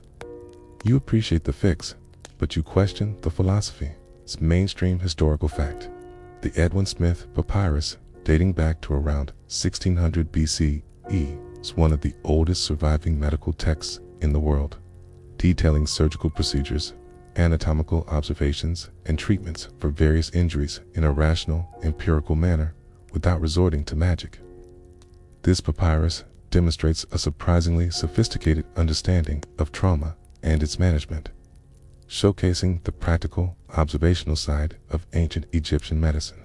It wasn't just a collection of spells, it was a medical textbook, a testament to their keen observational skills and their commitment to healing. It's like when you find a really old science textbook, and you're surprised by how much they actually knew, even without modern technology. Now, for a quirky tidbit. Ancient Egyptian doctors sometimes used moldy bread to treat infections, intuitively stumbling upon the antibiotic properties of penicillin long before its formal discovery. Okay, imagine a world where your best defense against a raging infection is a piece of stale, fuzzy bread, and where the most advanced medicine comes from something you'd normally throw away. It's a strange blend of accidental genius and desperate pragmatism, isn't it? You'd probably be like, so, my sandwich is basically a pharmacy. And yes, my friend, it absolutely could be. It's like when you accidentally discover that something you thought was useless actually has a hidden superpower. You're surprised, but also kind of impressed by its unexpected utility. Pain management was rudimentary, while they had some pain-relieving herbs, like opium poppies.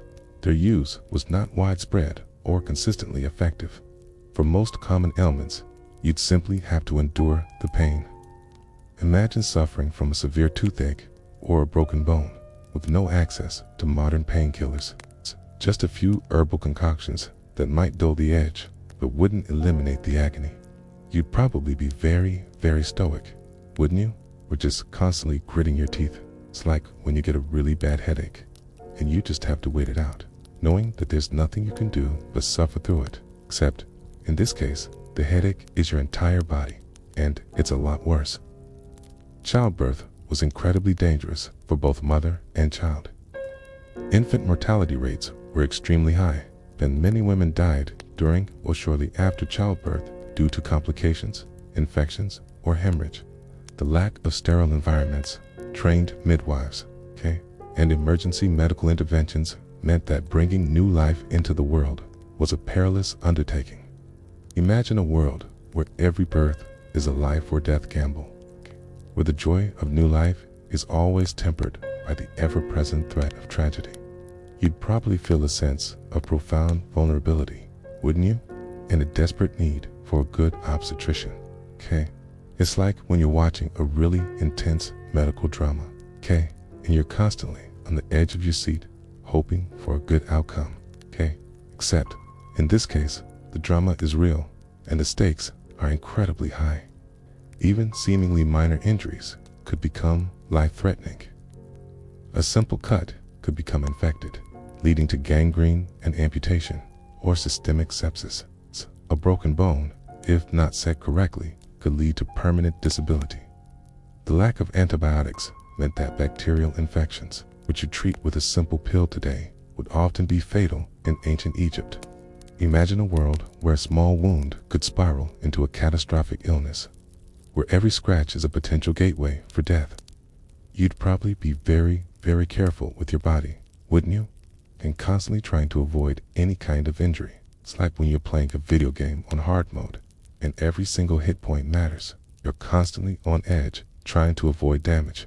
The role of magic and religion in medicine was pervasive. Spells, amulets, and rituals were often employed alongside practical remedies, reflecting a holistic approach to healing that encompassed both the physical and the spiritual. While this might seem unscientific to your modern mind, for the ancient Egyptians, it provided a sense of control and comfort in the face of unpredictable illness.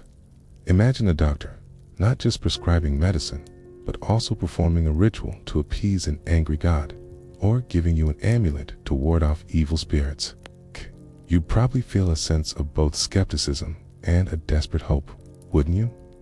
It's like when you try a new alternative therapy, and you're not sure if it's going to work, but you're willing to try anything. Except, in this case, the alternative therapy is your only option. Your modern body, accustomed to a life expectancy of 70 or 80 years, would find itself in a world where the average lifespan was significantly shorter, often in the 30s or 40s. This wasn't just due to disease. It was a combination of factors, including harsh living conditions, dangerous work, and the constant threat of illness.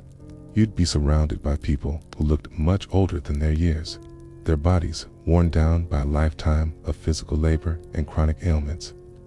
Imagine a world where old age is a rare privilege, and where many of your friends and family members would die young, you'd probably feel a sense of profound fragility, wouldn't you?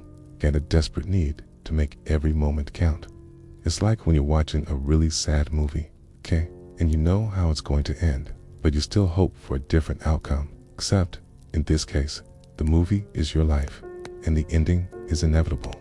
Historians still argue whether the ancient Egyptians' medical practices were truly effective in improving health outcomes, or if their perceived success was more a result of their meticulous record-keeping and the natural resilience of the human body.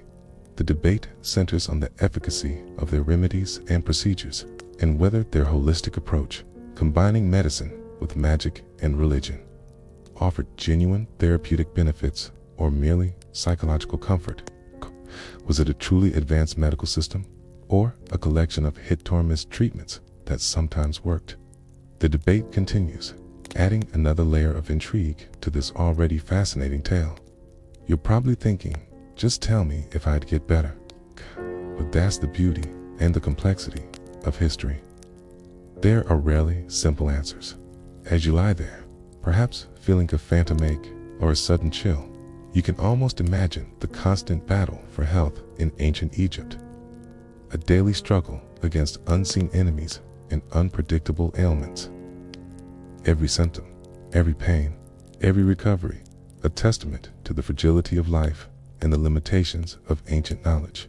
It's a reminder that survival is not just about avoiding the big, obvious dangers. It's about the constant, intimate struggle to keep your body functioning in a world that constantly conspires against it. And as we continue our journey, we delve into the next immediate threat to your survival, the very work you'd be expected to do, and the dangerous occupations that would fill your days. So, take a deep breath, try to relax, and prepare yourself for the next chapter, because labor, my friend, is a killer. Alright, you're still with me, even after contemplating the grim realities of ancient Egyptian medicine. Good, because if you thought being sick was bad, prepare yourself for the daily grind, dangerous occupations. You're probably thinking, I'll just get a nice, safe office job. And yes, my friend, you can think that, but in ancient Egypt, even the most seemingly benign tasks carried inherent risks, and the physical demands of daily work would quickly wear down your modern desk-bound body. Imagine a world where every profession, from farming to monumental construction, was a test of endurance, strength, and sheer luck, and where workplace safety was a concept yet to be invented. It's enough to make you appreciate your ergonomic chair, isn't it? For the vast majority of ancient Egyptians, life revolved around agriculture. You'd be a farmer, toiling in the fields along the Nile. This sounds idyllic, perhaps, but it was backbreaking work. The annual inundation of the Nile, while vital for fertility, also meant constant maintenance of irrigation, canals, building and repairing dikes, and preparing the soil for planting.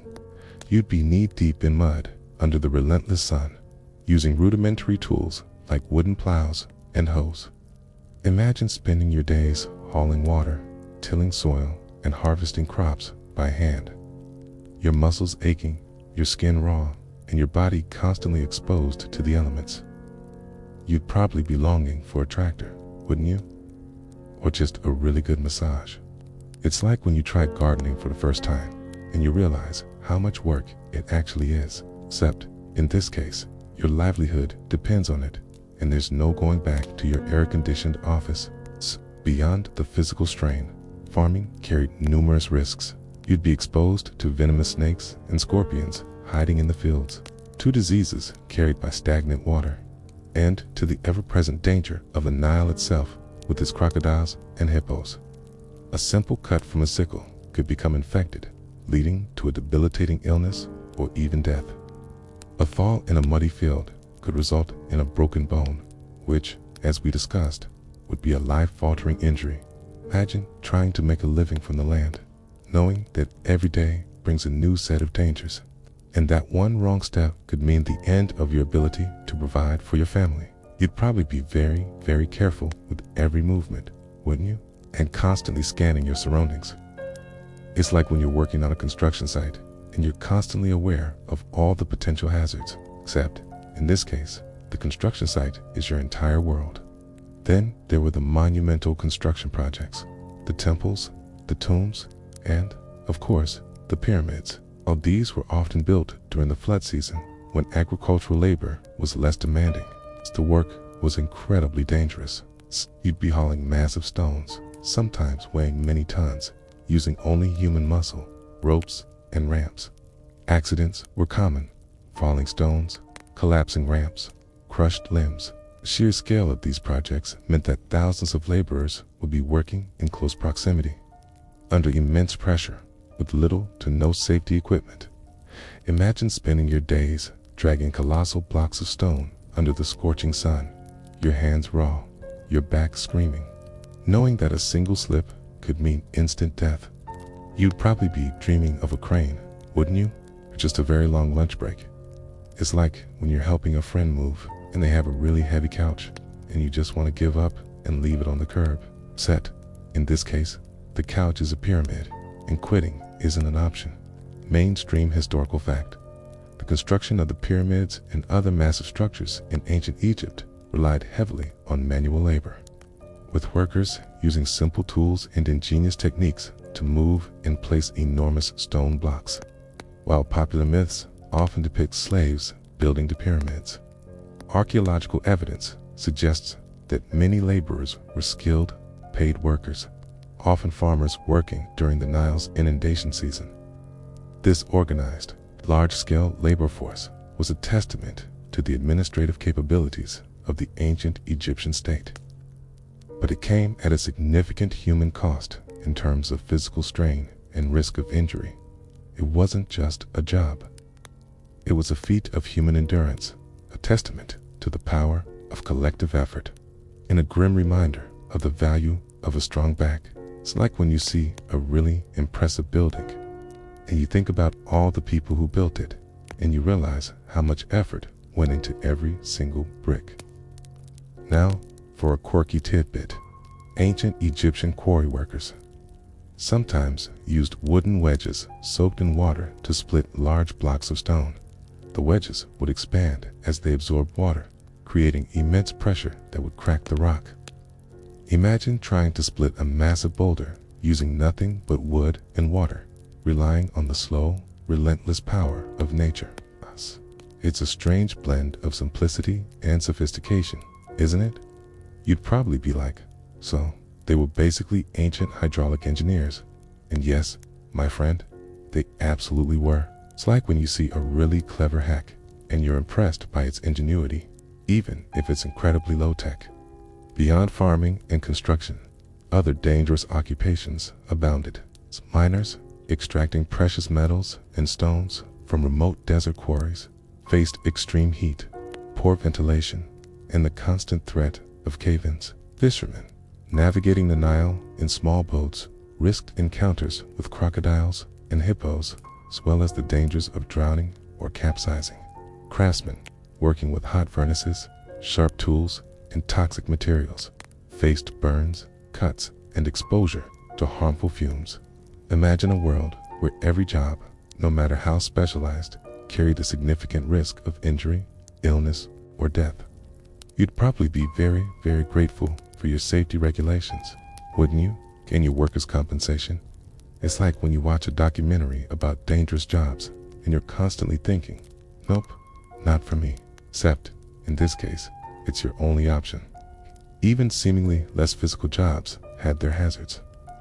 Scribes, while not facing the same physical dangers as laborers, could suffer from eye strain, repetitive stress injuries, and exposure to toxic pigments in their inks. Priests, handling sacred animals or performing rituals involving dangerous substances, faced their own unique risks. The lack of specialized safety equipment, the rudimentary understanding of toxicology, and the sheer volume of manual labor meant that every profession was a potential health hazard. Imagine trying to perform a delicate task, like writing or carving, knowing that a single mistake could lead to permanent injury, or even death, due to the materials you're working with. You'd probably be very, very precise with your movements, wouldn't you?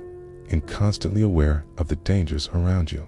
It's like when you're working with sharp knives and you're constantly reminding yourself to be careful. Except, in this case, the knives are your entire livelihood.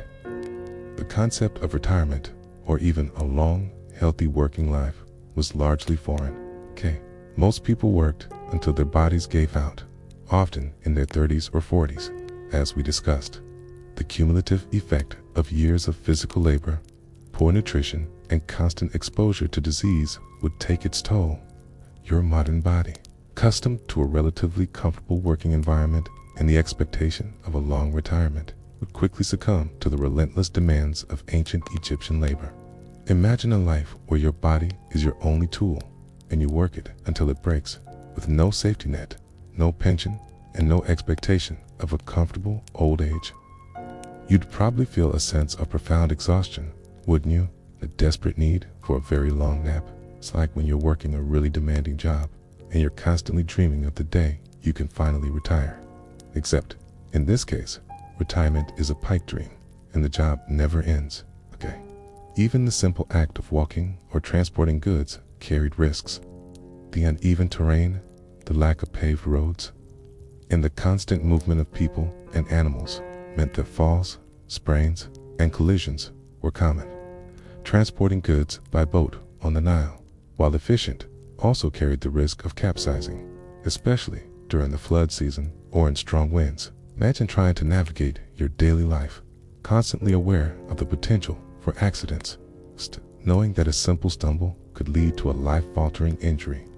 You'd probably be very, very careful where you put your feet, wouldn't you? And constantly looking out for obstacles. It's like when you're walking on ice and you're constantly trying to maintain your balance. Except, in this case, the ice is your entire world and it's always melting.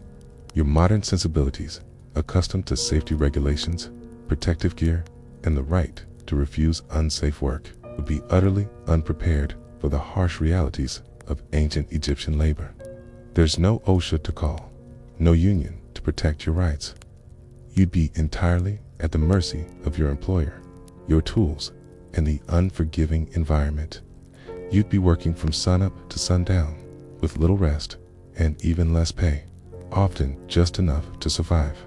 Imagine living in a world where your labor is your only commodity, and you're constantly pushed to your physical limits with no recourse for injury or exploitation. You'd probably feel a sense of profound powerlessness, wouldn't you? And a desperate need for a good labor lawyer. It's like when you're working a really bad job and you just want to quit, but you can't because you need the money. Except, in this case, the money is your life, and quitting means death. Historians still argue whether the ancient Egyptians, despite the apparent harshness of their labor, found meaning and satisfaction in their work, particularly in the construction of monumental structures, which were seen as offerings to the gods and symbols of national pride. The debate centers on the psychological impact of such demanding labor and whether the spiritual and communal aspects of their work mitigated the physical hardships. Was it a life of relentless toil or a purposeful existence imbued with spiritual significance? The debate continues, adding another layer of intrigue to this already fascinating tale. You're probably thinking, just tell me if they were happy. But that's the beauty and the complexity of history. There are rarely simple answers. As you lie there, perhaps feeling a phantom ache in your muscles, you can almost imagine the relentless toil of ancient Egyptian life. Every day, a test of endurance, every task, a potential hazard. It's a reminder that survival is not just about avoiding the big, obvious dangers. It's about the constant physical struggle to earn your keep, to provide for yourself and your family in a world that demands everything you have. And as we continue our journey, we delve into the next immediate threat to your survival: the wild animals that roam beyond the Nile, and the venomous creatures that lurk in the shadows. So, take a deep breath, try to relax, and prepare yourself for the next chapter. Because the desert, my friend, has fangs. All right, you're still with me, even after contemplating the back-breaking labor that would fill your days in ancient Egypt. Good, because If you thought the human-made dangers were bad, prepare yourself for the wilder side of survival. Wild animals and scorpions. You're probably thinking, I'll just stay in the city, away from the wilderness. And yes, my friend, that's a good thought. But in ancient Egypt, the wilderness was never far, and its inhabitants were not always confined to their natural habitats. Imagine a world where every shadow could conceal a venomous creature, every rustle in the reeds a potential predator, and where the line between civilization and the wild was constantly blurred. It's enough to make you want to stay indoors, isn't it? Beyond the Nile's toothy residents, the desert and its fringes were home to a variety of dangerous animals. Lions, while not as common as in other parts of Africa, were present in ancient Egypt, particularly in the desert and mountainous regions. While they generally avoided human settlements, hungry or desperate lion could pose a significant threat to livestock and, occasionally, to people. You'd probably be hearing stories of lion attacks, wouldn't you? And constantly checking your surroundings, especially if you ventured beyond the cultivated lands. It's like when you hear about a bear sighting in your neighborhood, and suddenly every rustle in the bushes sounds like a hungry predator. You're on edge and a little bit terrified. Hyenas, jackals, and wolves were more common predators, often scavenging near human settlements, attracted by waste and livestock. While they generally preferred easier prey, a lone traveler or a child could become a target. Their howls in the night will be a constant reminder of the wildness that surrounded you, a chilling soundtrack to your precarious existence. Imagine trying to sleep, listening to the eerie cries of unseen predators echoing in the darkness, knowing that your flimsy mud brick walls offer little protection. You'd probably be pulling your blanket tighter, wouldn't you? And wishing for a very large, very noisy guard dog. It's like when you're camping and you hear strange noises outside your tent and your imagination starts running wild. Except, in this case, your imagination is probably right. The most pervasive and immediate threat from the animal kingdom would come from the smaller, often unseen creatures, snakes and scorpions. Ancient Egypt was home to numerous species of venomous snakes, including the highly deadly Egyptian cobra, the horned viper, and the asp. These snakes would lurk in fields, under rocks, in cracks in mud brick walls, and even inside homes, seeking shade or prey. A single bite could be fatal, and without antivenom, your chances of survival would be slim. Imagine reaching for something in a dark corner or stepping barefoot in your home and feeling a sudden, sharp pain. Knowing that your life could be over in a matter of hours, you'd probably be very, very careful where you put your hands and feet, wouldn't you? And constantly checking your sandals before putting them on. It's like when you're walking through tall grass and you're constantly worried about stepping on something slithery. Except, in this case, the slithery thing is everywhere, and it's deadly. Mainstream historical fact: snakebite was a significant cause of death in ancient Egypt, with numerous medical papyri detailing treatments for various snake bites, often combining practical remedies with magical incantations. The cobra, in particular, was both feared and revered, often depicted as a symbol of royal power and divine protection, highlighting the complex relationship ancient Egyptians had with these dangerous creatures. It wasn't just a medical problem, it was a spiritual one, a constant negotiation with the forces of chaos. It's like when you have a really dangerous job and you rely on both your skill and a little bit of luck to get through the day. You're doing everything right, but there's always that element of the unknown. Now, for a quirky tidbit, ancient Egyptians believed that certain gods, like Serket, the scorpion goddess, could protect them from venomous creatures. Amulets depicting scorpions or snakes were often worn as protective charms, and rituals were performed to ward off their bites. Imagine a world where your best defense against a deadly scorpion sting is a tiny carved amulet, and where your faith is as important as your vigilance. It's a strange blend of pragmatism and superstition, isn't it? You'd probably be like, so I just need to get a lucky charm. Yes, my friend, it couldn't hurt. It's like when you wear your lucky socks to a job interview, You know, it probably won't make a difference, but it makes you feel better. Except, in this case, the stakes are a lot higher than a job interview. Scorpions, too, would be a constant threat. These arachnids, with their painful and sometimes deadly stings, would hide in dark, cool places during the day, emerging at night to hunt. They could be found in homes, under pottery, in clothing, or simply crawling across the floor. A scorpion sting, while rarely fatal for a healthy adult, could cause intense pain, fever, nausea, and muscle spasms, debilitating you for days and making you vulnerable to other dangers. For children or the elderly, a sting could be deadly. Imagine trying to sleep, knowing that a tiny, venomous creature could be crawling across your bed, waiting to deliver a painful surprise. You'd probably be shaking out your shoes before putting them on, wouldn't you? Okay, and constantly checking under your pillow. It's like when you're trying to sleep and you hear a strange noise and your imagination starts running wild. Except, in this case, the strange noise might actually be a scorpion. Beyond the immediate threat of venom, the presence of these creatures would create a constant state of vigilance and anxiety. Every rustle, every shadow, every unexpected movement would trigger a primal fear. You'd be constantly aware of your surroundings, your senses heightened, your body always ready to react. This constant stress would take a toll on your mental and physical well-being, adding another layer of exhaustion to your already challenging existence. Okay, imagine living in a world where you can never truly relax, where danger is always lurking, just out of sight.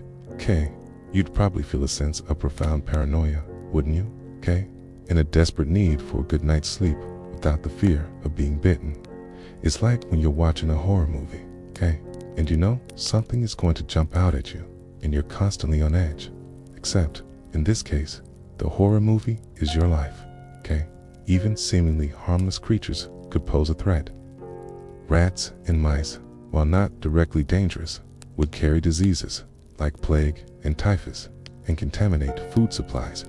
Their constant scurrying and gnawing would be a nuisance, and their presence a sign of unsanitary conditions. Imagine trying to keep your food safe from rodents, knowing that every crumb could attract a disease-carrying pest. You'd probably be very, very meticulous with your food storage, wouldn't you? And constantly setting traps. It's like when you have a mouse in your house and you just can't get rid of it. You feel like you're constantly battling an unseen enemy. Except, in this case, the enemy is everywhere and it's multiplying. The lack of effective pest control meant that you'd be living in close proximity to these creatures, constantly exposed to their presence and their dangers. There were no exterminators, no pesticides, no sealed homes to keep them out. You'd be sharing your living space with a variety of creepy crawlies, and your best defense would be vigilance, cleanliness, and perhaps a few well-placed cats. Imagine trying to live a comfortable life when your home is constantly being invaded by unwanted guests, and your only recourse is to try and shoo them away. You'd probably feel a sense of profound resignation, wouldn't you? And a desperate need for a good, strong broom. It's like when you're trying to relax at home and your noisy neighbors are constantly having a party. You can't escape them, and you just have to learn to live with the noise. Your modern sensibilities, accustomed to a world where wild animals are largely confined to zoos or nature reserves, would be utterly unprepared for the constant, unmitigated exposure to such dangerous wildlife. There is no animal control to call, no emergency services to rush you to a hospital after a bite. You'd be entirely on your own, relying on your wits, your speed, and perhaps a healthy dose of luck to survive. Imagine living in a world where every encounter with nature is a potential life or death situation, where the wild is not something you visit, but something you constantly live alongside. You'd probably develop a very keen sense of your surroundings, wouldn't you? And a healthy respect for the food chain. It's like when you're watching a nature documentary, okay, and you're constantly rooting for the prey because you know the predator is always lurking. Except, in this case, you're the prey. Historians still argue whether the ancient Egyptians' reverence for certain animals, like the cobra or the crocodile, was primarily a form of appeasement born out of fear, or if it reflected a deeper ecological understanding of their role in the natural world. The debate centers on the interplay between religious belief and practical survival strategies, and whether their spiritual practices offered genuine psychological comfort or merely reflected their deep understanding of the natural world. Was it a genuine belief in divine protection or a clever way to cope with constant danger? The debate continues, adding another layer of intrigue to this already fascinating tale. You're probably thinking, just tell me if they were scared. But that's the beauty and the complexity of history. There are rarely simple answers. As you lie there, perhaps feeling a phantom crawl on your skin, you can almost imagine the constant vigilance required to survive in ancient Egypt. A world teeming with unseen dangers and lurking predators. Every shadow, every rustle, every unexpected movement, a potential threat. It's a reminder that survival is not just about avoiding the big, obvious dangers. It's about the constant, microscopic battle against the invisible forces that seek to undermine your health and your very existence. And as we continue our journey, we'll delve into the next immediate threat to your survival: the people themselves, and the unfamiliar social customs that will make every interaction a potential minefield. So, take a deep breath, try to relax, and prepare yourself for the next chapter. Because society, my friend, has its own rules.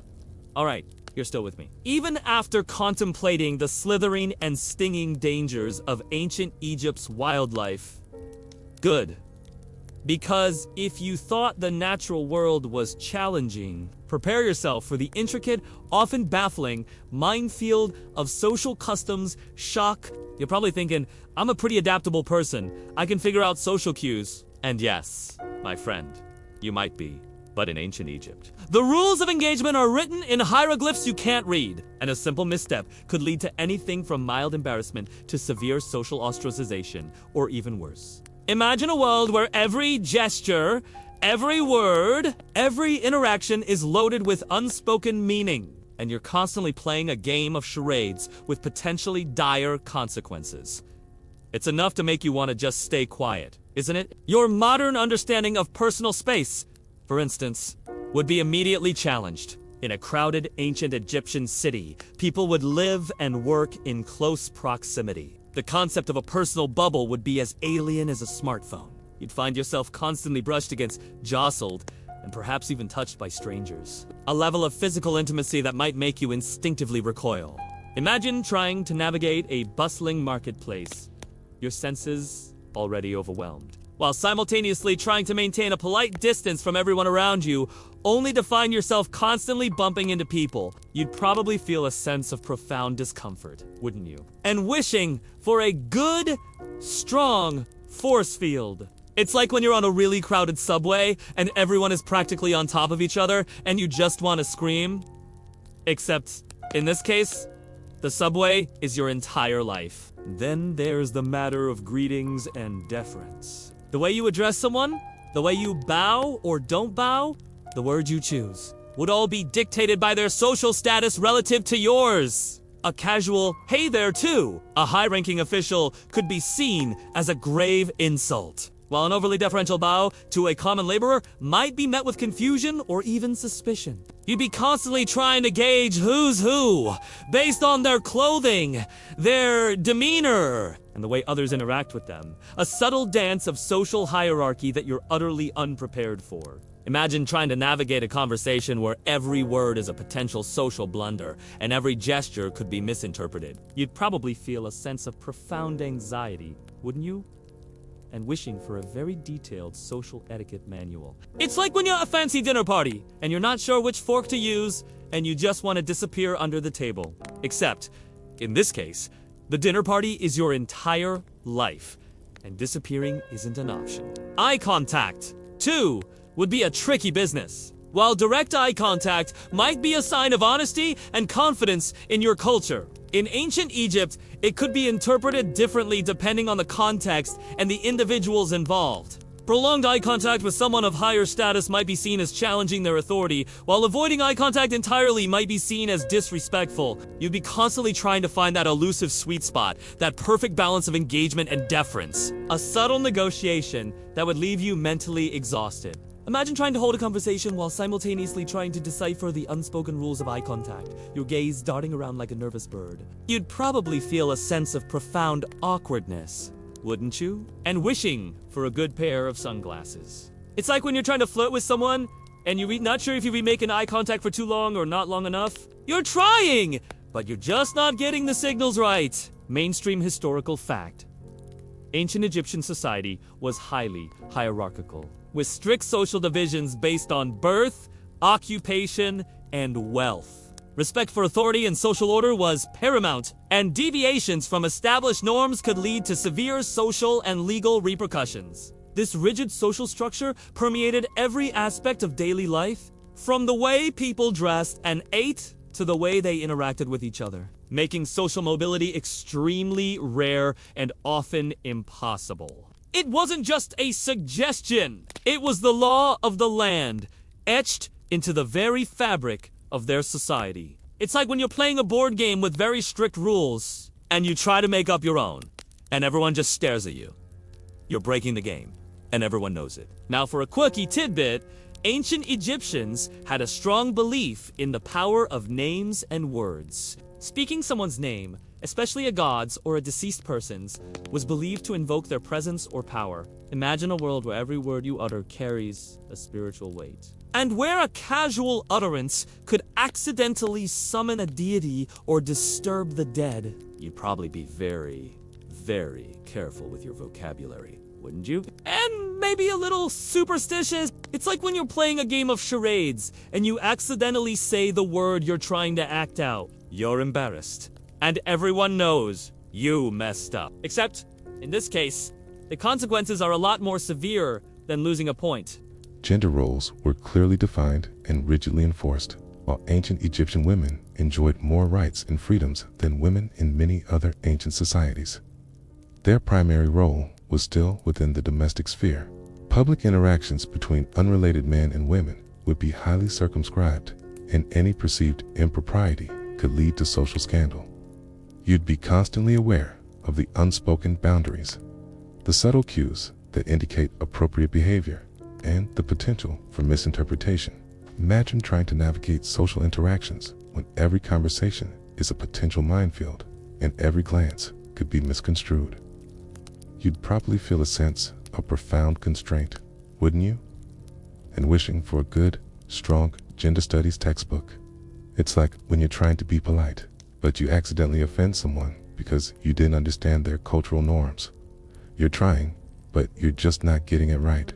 Religious customs and superstitions would permeate every aspect of daily life, and your ignorance of them would be a constant source of potential faux pas. What you consider a simple act, like eating certain foods or touching certain objects, could be deeply offensive or ritually impure. You'd be constantly trying to decipher the complex web of beliefs, taboos, and rituals that govern their lives. It's a spiritual landscape that is utterly alien to your secular sensibilities.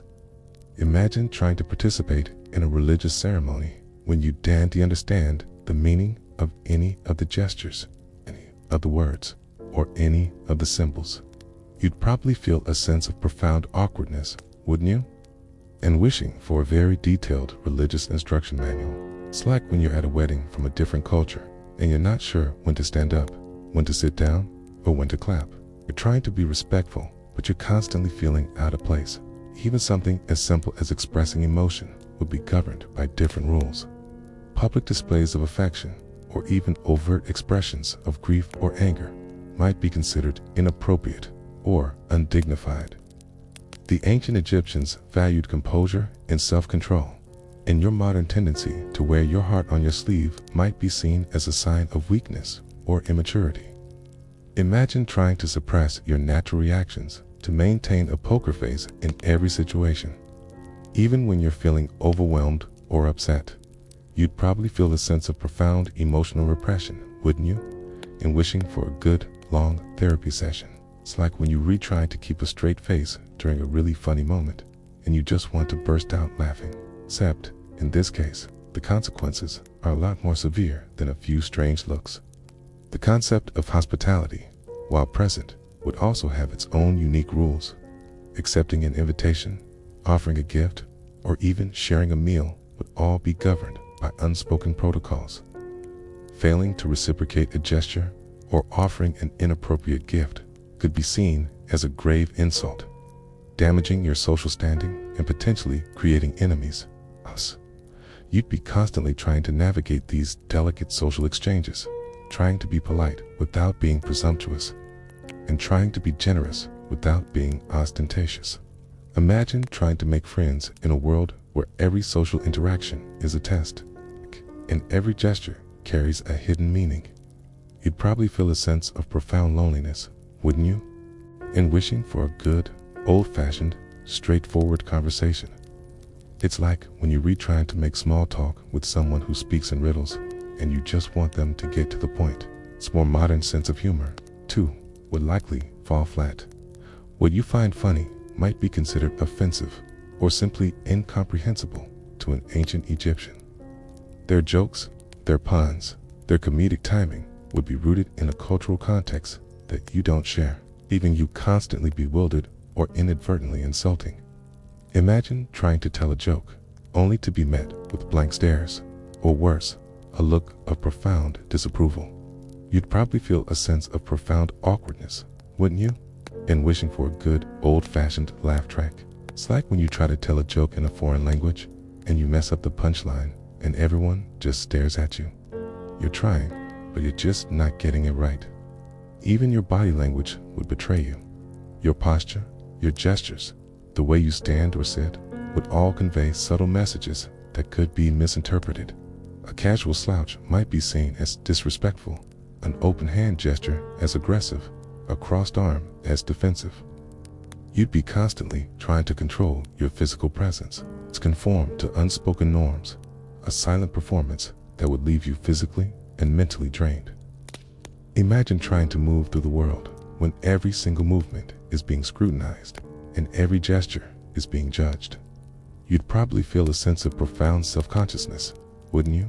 And wishing for a good, old-fashioned invisibility cloak. It's like when you're trying to dance and you're constantly worried about looking silly. You're trying, but you're just not getting the rhythm right. Historians still argue whether the ancient Egyptians, despite their rigid social structures, possessed a degree of social fluidity or informal interactions that allowed for more nuanced and less formal exchanges than what is often depicted in official texts and art.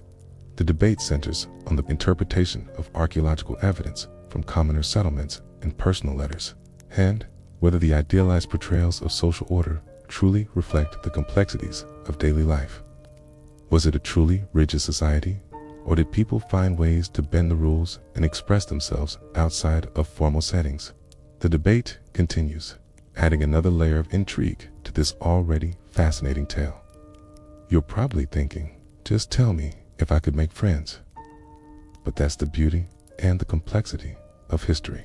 There are rarely simple answers. As you lie there, perhaps feeling a phantom blush on your cheeks, you can almost imagine the constant social tightrope walk of ancient Egypt. Every interaction, a potential test. Every gesture, a loaded symbol. It's a reminder that survival is not just about avoiding physical dangers. It's about navigating a world where the rules of engagement are constantly shifting and where a simple misunderstanding could have profound consequences. And as we continue our journey, we'll delve into the next immediate threat to your survival, the language itself, okay? And the immediate communication challenges you'd face, okay? Take a deep breath, try to relax, and prepare yourself for the next chapter, because words, my friend, are powerful. All right, you're still with me. Even after navigating the treacherous waters of ancient Egyptian social customs. Good, because if you thought unspoken rules were challenging, prepare yourself for the most immediate and frustrating barrier, the language barrier. You're probably thinking, I'll just use a translation app, or maybe a phrase book. And yes, my friend, you can think that, but in ancient Egypt, Your smartphone is a useless brick, and the very concept of a standardized phrasebook is centuries away. Imagine a world where every sound is a foreign noise, every gesture a mystery, and every attempt at communication is met with blank stares or polite confusion. It's enough to make you want to just point and grunt, isn't it? Tease. Your first attempt at communication would likely be a desperate scramble for common ground. You might try English or whatever modern language you speak, only to be met with utter incomprehension. The ancient Egyptian language, a complex system of hieroglyphs, hieratic and demotic scripts, and a spoken language that evolved over millennia, bears little resemblance to anything you know. Its sounds, its grammar, its vocabulary would be utterly alien. Imagine trying to express a simple need, like I'm thirsty, or where's the toilet, okay, and having no words, no gestures, no common frame of reference. You'd probably feel a sense of profound helplessness, wouldn't you? And wishing for a good, old-fashioned universal translator. It's like when you're traveling in a foreign country and you don't speak the language and you just want to order a coffee, but you can't even point to it on the menu, even if you somehow manage to learn a few basic words. The nuances of pronunciation and intonation would be a constant challenge. A slight mispronunciation could change the meaning of a word entirely, leading to hilarious misunderstandings, or, more likely, grave insults. The ancient Egyptian language was rich in homophones and subtle distinctions, making it a minefield for the uninitiated. Imagine trying to order a meal only to accidentally insult someone's mother, or declare your undying love for a donkey. You'd probably feel a sense of profound embarrassment, wouldn't you? Okay. Wishing for a very patient language tutor. Okay. It's like when you're trying to learn a new language, okay, and you keep making the same mistake over and over again, and you just want to give up, okay? Beyond spoken language, written communication would be an even greater hurdle.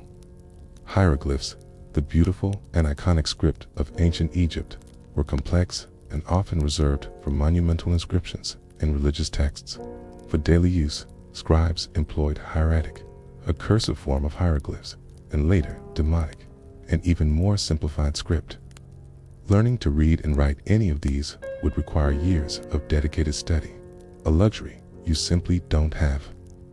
Imagine trying to understand a legal document, a market price, or a simple message. When every symbol is a mystery and every line is a riddle, you'd probably feel a sense of profound illiteracy, wouldn't you? And wishing for a good, old-fashioned Rosetta Stone. It's like when you're trying to read a really complicated contract and you just can't understand any of the legal jargon. You're lost, and you know it. It's a mainstream historical fact. The ancient Egyptian language, a member of the Afro-Asiatic family, was spoken for over 3,000 years, evolving through several stages from Old Egyptian to Coptic.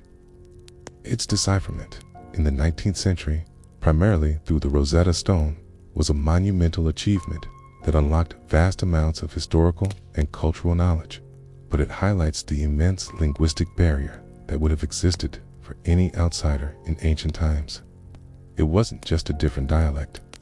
It was an entirely different linguistic universe, a testament to the enduring power of human communication and the challenges of bridging cultural divides. It's like when you find a really old code and you realize that cracking it will unlock a treasure trove of information. Excited, but also daunted by the task ahead. Now, for a quirky tidbit. Ancient Egyptian scribes sometimes practiced writing on ostraca, okay, which were pottery shards or limestone flakes, as a cheaper alternative to papyrus. Imagine learning to write by scratching symbols onto broken pieces of pottery, your fingers stained with ink, your mind struggling to master a complex script. It's a strange blend of practicality and artistic expression, isn't it? You'd probably be like, so, they were basically ancient graffiti artists, but for education. And yes, my friend, they absolutely were. It's like when you see a really beautiful piece of street art. It's good, and you're impressed by the skill, but you also wonder about the medium. You're surprised, but also kind of impressed by its unexpected utility. Even nonverbal communication would be fraught with peril. Gestures, facial expressions, and body language vary wildly across cultures. What might be a friendly wave in your culture could be an insult in ancient Egypt, or vice versa. You'd be constantly misinterpreting cues, sending unintended messages, and generally making a fool of yourself. Imagine trying to convey a simple emotion, like happiness or sadness, only to have your expression misinterpreted as anger or contempt. You'd probably feel a sense of profound frustration, wouldn't you? And wishing for a good, old-fashioned emoji. It's like when you're trying to communicate with someone who speaks a different language. Okay? You resort to exaggerated gestures, only to realize you're just making things worse. The lack of a common language would isolate you. You wouldn't be able to ask for help, negotiate prices in the market, understand instructions, or participate in social gatherings. You'd be an outsider, constantly reliant on the kindness of strangers, or forced to communicate through rudimentary gestures and pointing. This isolation would be mentally exhausting, leading to feelings of loneliness, frustration, and even paranoia. Imagine living in a world where you can't truly connect with anyone, where every conversation is a struggle, and where you're constantly feeling like an alien. You'd probably feel a sense of profound loneliness, wouldn't you? And a desperate need for a good, old-fashioned chat. It's like when you're stuck in a foreign country. Okay? You can't speak the language, and you just want to hear a familiar voice. Even if you found someone who spoke a few words of a language you recognize, like Greek or Aramaic, which would only be present much later in ancient Egyptian history. It would be a rudimentary exchange filled with misunderstandings and gaps. You wouldn't be able to engage in complex conversations, understand cultural nuances, or truly integrate into society. You'd be perpetually stuck in a linguistic limbo, able to survive, perhaps, but never truly thrive. Imagine trying to build a life, a career, a family, when every interaction is a struggle and every conversation is a chore. You'd probably feel a sense of profound limitation, wouldn't you? And a desperate need for a good, old-fashioned dictionary. It's like when you're trying to read a really complicated book and you keep having to look up every other word. You're making progress, but it's slow and painful. The inability to communicate effectively would also put you at a disadvantage in legal and administrative matters. If you were accused of a crime, or needed to make a complaint, or simply needed to register your presence, you'd be at the mercy of interpreters who might not always be accurate or trustworthy. Your rights, your intentions, your very identity could be lost in translation, leaving you vulnerable to exploitation or injustice. Imagine trying to defend yourself in court or explain your situation to an official when you can't understand a word they're saying. And they can't understand a word you're saying. You'd probably feel a sense of profound powerlessness, wouldn't you? And a desperate need for a good, old-fashioned lawyer. It's like when you're trying to argue with someone who just doesn't understand your point of view, and you just want to scream. Except, in this case, the consequences are a lot more severe than a simple disagreement. Your modern brain, accustomed to instant communication and readily available information, would be constantly frustrated by the slow, laborious process of communication in ancient Egypt. Every message would need to be carefully crafted, every interaction meticulously planned, and every misunderstanding patiently resolved. The sheer mental effort required to simply exist in a world without a common language would be exhausting, adding another layer of stress to your already challenging existence. Imagine trying to live your life when every single conversation is a mental workout and every interaction is a puzzle. You'd probably feel a sense of profound mental fatigue, wouldn't you? And a desperate need for a good, old-fashioned nap. It's like when you're trying to solve a really complicated riddle and you just can't figure it out and you feel like your brain is going to explode. Historians still argue whether the ancient Egyptian language was truly as static and unchanging as its monumental inscriptions suggest, or if there were significant regional dialects and colloquialisms that would have made communication even more challenging for outsiders. The debate centers on the interpretation of linguistic evidence from different periods and regions, and whether the formal written language accurately reflects the diversity of spoken Egyptian? Was it a relatively unified language, or a patchwork of dialects that would have made communication even more difficult? The debate continues, adding another layer of intrigue to this already fascinating tale. You're probably thinking, just tell me if I could order a beer. But that's the beauty and the complexity of history. There are rarely simple answers. As you lie there, perhaps feeling a phantom struggle to form words, you can almost imagine the silent, frustrating world of ancient Egypt. Every sound a foreign noise, every gesture a mystery. It's a reminder that survival is not just about avoiding physical dangers. It's about navigating a world where the most basic human need to communicate is a constant uphill battle. And as we continue our journey, we'll delve into the next immediate threat to your survival, the legal system itself, and the harsh realities of ancient Egyptian justice. So, take a deep breath, try to relax, and prepare yourself for the next chapter. Because the law, my friend, is unforgiving. Alright, you're still with me? Even after grappling with the profound silence of the language barrier. Good, because if you thought not being able to communicate was a problem, prepare yourself for the chilling reality of the legal labyrinth. You're probably thinking, well, at least there's a system of laws, right? Justice will prevail. And yes, my friend, there was a system, key, but it was one rooted in concepts of divine order, social hierarchy, key, and a blend of written law and customary practice that would make your modern legal training feel utterly useless. Imagine a world where the law is not always blind, where evidence can be subjective, and where a simple accusation could unravel your entire existence. It's enough to make you want to just keep your head down, isn't it?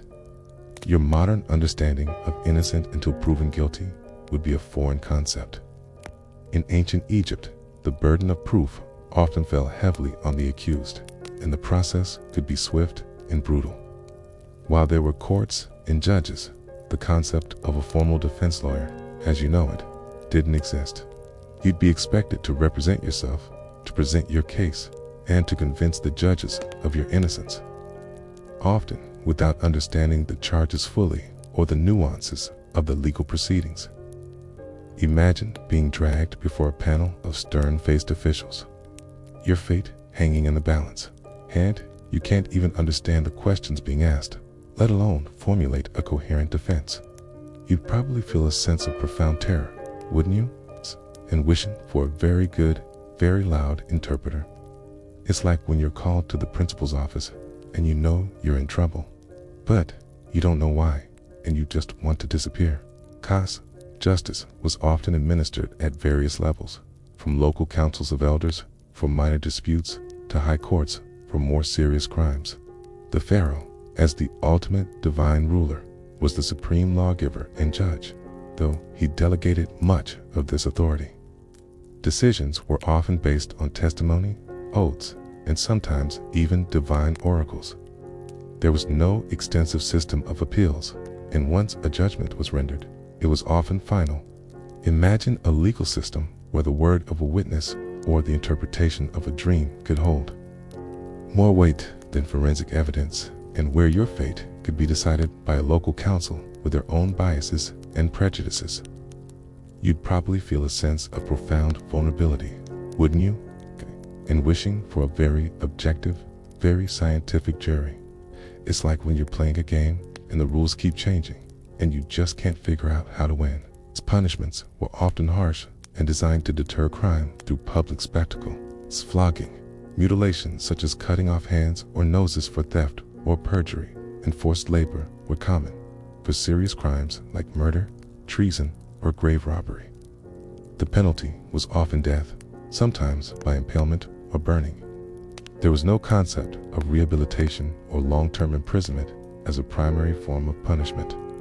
Justice was swift, visible, and often irreversible.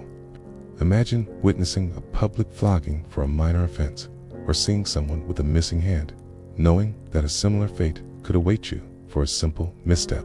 It's probably be very, very careful with your actions, wouldn't you? And constantly looking over your shoulder. It's like when you're driving and you see a police car and you suddenly become very aware of your speed. You're trying to be good, but you're also very scared of the consequences. Mainstream historical fact: ancient Egyptian law was based on the concept of Met, the divine principle of truth, justice, and cosmic order. This meant that legal decisions were not just about human laws, but about maintaining the balance of the universe.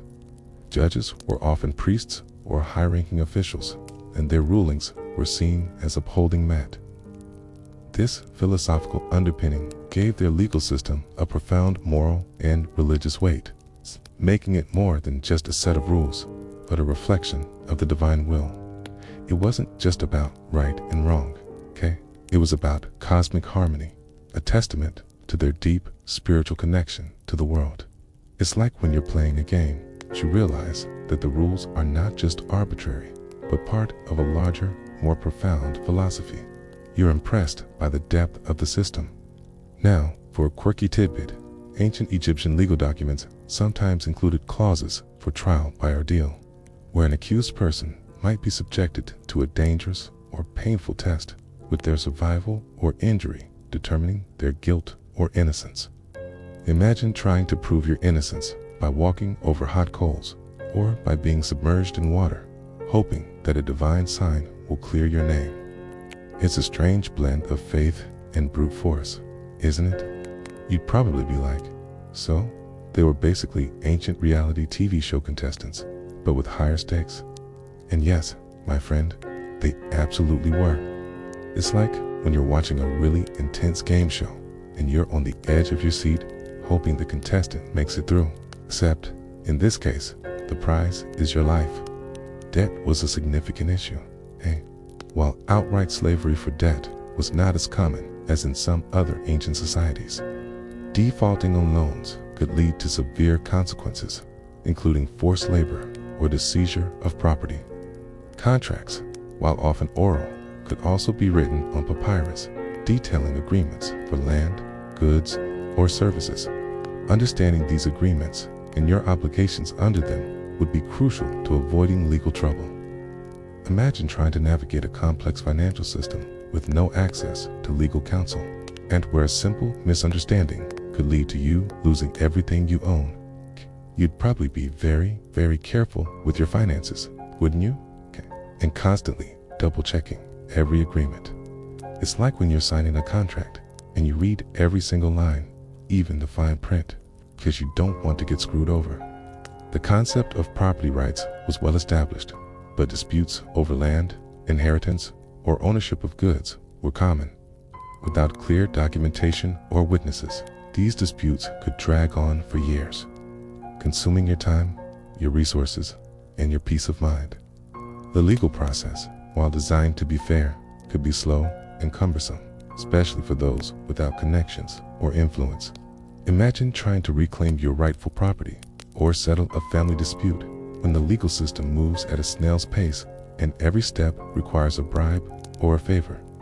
You'd probably feel a sense of profound frustration, wouldn't you? And wishing for a very efficient, very uncorrupt bureaucracy. It's like when you're trying to get something done at the DMV and you're constantly running into roadblocks and you just want to scream. Even your social status could influence the outcome of a legal case. While the law was theoretically applied equally in practice, a wealthy or influential individual might receive more favorable treatment than a common laborer or a peasant. Bribery and corruption, while officially condemned, were likely present, adding another layer of uncertainty to the legal process. Imagine trying to seek justice when the scales are subtly tilted against you, and where your social standing can determine your fate. You'd probably feel a sense of profound injustice, wouldn't you? And wishing for a very level playing field. It's like when you're playing a game and you realize that the other team is cheating, and there's nothing you can do about it. You're frustrated, and you know it's not fair. The lack of a formal police force, as you know it, meant that law enforcement was often handled by local officials, temple guards, or even private individuals, apprehending criminals, gathering evidence, and ensuring compliance with legal rulings could be a messy and often violent affair. There was no Miranda warning, No due process in the modern sense. If you were suspected of a crime, you could be detained, interrogated, and even tortured to extract a confession. Imagine being accused of something you didn't do and being subjected to brutal interrogation with no rights, no lawyer, and no one to speak for you.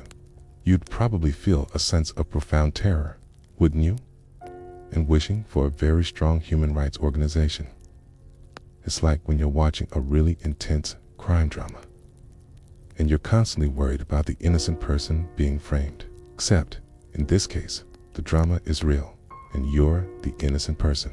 Your modern sensibilities, accustomed to a legal system that, however imperfect, strives for fairness, due process, and the protection of individual rights, would be utterly shocked by the harsh realities of ancient Egyptian justice. There's no presumption of innocence, no right to remain silent, no appeal to a higher court. You'd be entirely at the mercy of the system, its biases, and its often brutal punishments. Imagine living in a world where the law is a blunt instrument wielded by those in power, and where your only recourse is to hope for mercy. You'd probably feel a sense of profound powerlessness, wouldn't you? And a desperate need for a good, old-fashioned revolution. It's like when you're playing a game, okay, and you realize that the rules are rigged against you, and you just want to flip the board over. Historians still argue whether the ancient Egyptian legal system, despite its apparent harshness, was effective in maintaining social order and deterring crime, or if its severity led to widespread resentment and a culture of fear. The debate centers on the interpretation of legal texts and archaeological evidence of crime and punishment, and whether the system truly reflected the ideals of Ma'at or was primarily a tool of state control. Was it a just system or a brutal one? The debate continues, adding another layer of intrigue to this already fascinating tale. You're probably thinking, just tell me if I'd go to jail. But that's the beauty and the complexity of history. There are rarely simple answers. As you lie there, perhaps feeling a phantom chill of fear, you can almost imagine the silent, ever-present threat of the legal labyrinth in ancient Egypt. Every action, every word, every interaction, a potential step into a world of unforgiving justice. It's a reminder that survival is not just about avoiding physical dangers. It's about navigating a world where the rules are different, where your rights are limited, and where a simple misstep could have devastating consequences.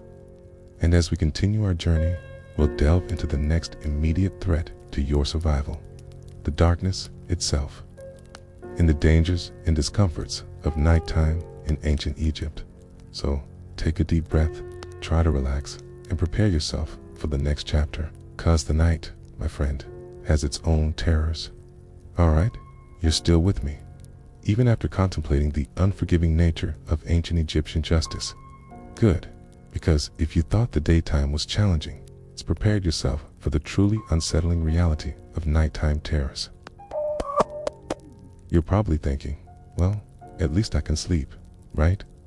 The dangers go away when the sun sets. And yes, my friend, the sun does set, but the dangers don't disappear. They merely transform, becoming more insidious, more primal, and often far more terrifying. Imagine a world plunged into near total darkness, where every shadow conceals a potential threat, every sound is amplified, and your modern sense of security vanishes with the last rays of the sun. It's enough to make you long for a nightlight, isn't it? As dusk settles over ancient Egypt, the world transforms. The vibrant colors of the day fade into muted tones, and the familiar landscape becomes a canvas of shifting shadows. With that widespread artificial lighting, the darkness would be profound, a blackness that swallows details and distorts perception. Your modern eyes, accustomed to streetlights, illuminated signs, and the glow of screens, would struggle to adapt. Navigating even familiar paths would become a perilous undertaking, with uneven ground, open drains, and lurking obstacles turning every step into a potential stumble. Imagine trying to walk through a city street where the only light comes from the occasional flickering oil lamp or the distant glow of a cooking fire. Your vision reduced to mere outlines. You'd probably be moving very slowly, wouldn't you? And constantly bumping into things. It's like when you're trying to find your way around a dark room and you keep stubbing your toe on furniture. You're disoriented and a little bit bruised. The sounds of the night would be amplified and distorted. The chirping of insects, the rustling of reeds, the distant howls of jackals or hyenas, the murmur of the river, all would take on a new, ominous quality. Your modern ears, accustomed to the constant hum of electricity and the distant drone of traffic, would be hypersensitive to every unfamiliar noise. Every creak of a door, every scurry in the shadows, every whisper of the wind would send a jolt of unease through you. Imagine trying to sleep when every sound outside your flimsy mud brick home seems to be a potential threat, your imagination conjuring monsters from the mundane. You'd probably be pulling your blanket tighter, wouldn't you? And wishing for a good pair of noise-canceling headphones. It's like when you're trying to sleep in a strange place, and every little noise keeps you awake. You're exhausted, but your mind won't shut off. Sleeping arrangements would be far from comfortable. Most common homes would be small, crowded, and poorly ventilated. You'd likely be sleeping on a simple mat on the floor, perhaps with a wooden headrest instead of a pillow. Sharing a space with family members and possibly even livestock.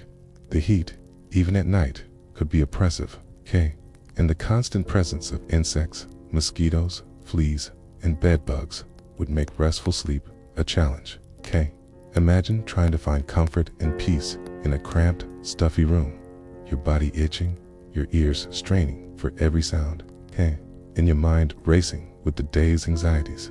You'd probably be tossing and turning, wouldn't you? And dreaming of a cool, quiet, private bedroom. It's like when you're trying to sleep on a long-haul flight. You're constantly uncomfortable and you just can't get into a deep sleep. You're tired, but your body just won't cooperate. Mainstream historical fact. Ancient Egyptians often slept on simple reed mats or beds with wooden frames, using crescent-shaped headrests made of wood, stone, or ivory to support their heads and protect elaborate hairstyles.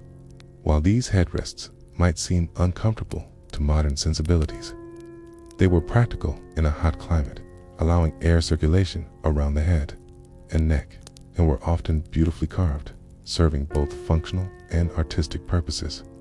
It wasn't just about comfort, it was about practicality and cultural norms, a testament to their ingenuity in adapting to their environment. It's like when you try a new ergonomic pillow and it feels strange at first, but then you realize it's actually better for your neck.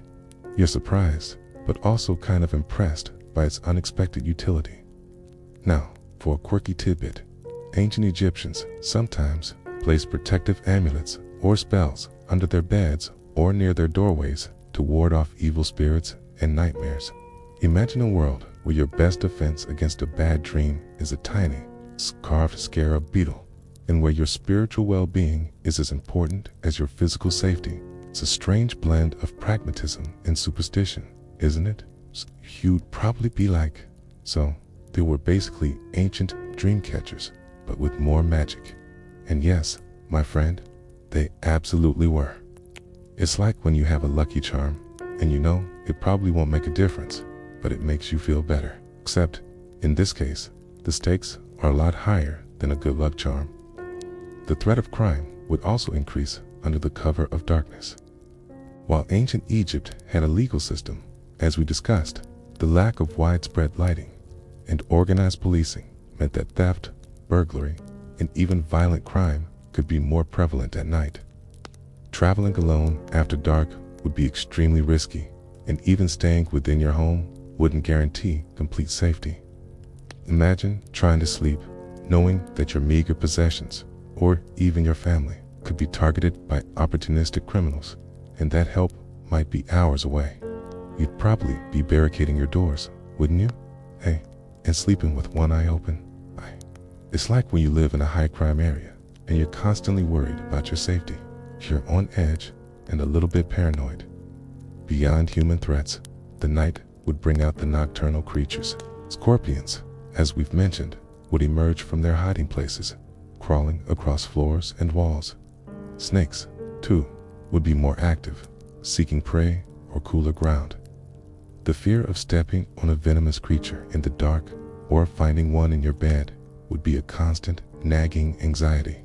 Imagine trying to navigate your home in the dark, constantly shuffling your feet and shining a dim lamp into every corner.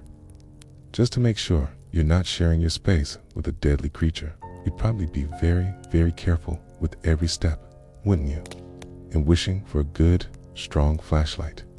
It's like when you're camping and you hear strange noises outside your tent, and you're constantly worried about what's lurking in the darkness.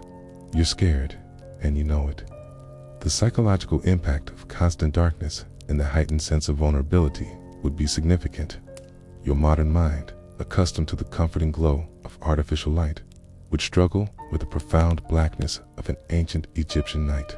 The absence of visual cues would force your other senses to work overtime, leading to sensory overload and mental exhaustion. The fear of the unknown, amplified by the darkness, would make every night a test of your resilience. Imagine spending every night in a state of heightened alert, your mind racing, your body tense, unable to truly relax and recharge. You'd probably feel a sense of profound fatigue, wouldn't you? And a desperate need for a good, long, uninterrupted sleep. It's like when you're suffering from insomnia and you just can't seem to get any rest. You're exhausted, but your mind won't shut off. Even the concept of time would shift at night. Without clocks or artificial light, the passage of hours would be marked by the movement of the stars, the crowing of roosters, or the changing sounds of the night. Your modern internal clock, accustomed to precise schedules and alarms, would be utterly disoriented. You'd be living by the rhythms of nature, a slower, more organic pace that might feel both liberating and deeply unsettling. Imagine trying to plan your day or meet an appointment when your only guide is the sun and the stars, and where every minute feels like an eternity. You'd probably feel a sense of profound timelessness, wouldn't you? And a desperate need for a good, old-fashioned watch. It's like when you're on vacation and you lose track of the days and you're not sure what time it is. You're relaxed, but also a little bit disoriented. Your modern body, accustomed to a comfortable bed, a quiet room, and the comforting glow of artificial light, would be ill-equipped to handle the rigors of an ancient Egyptian night.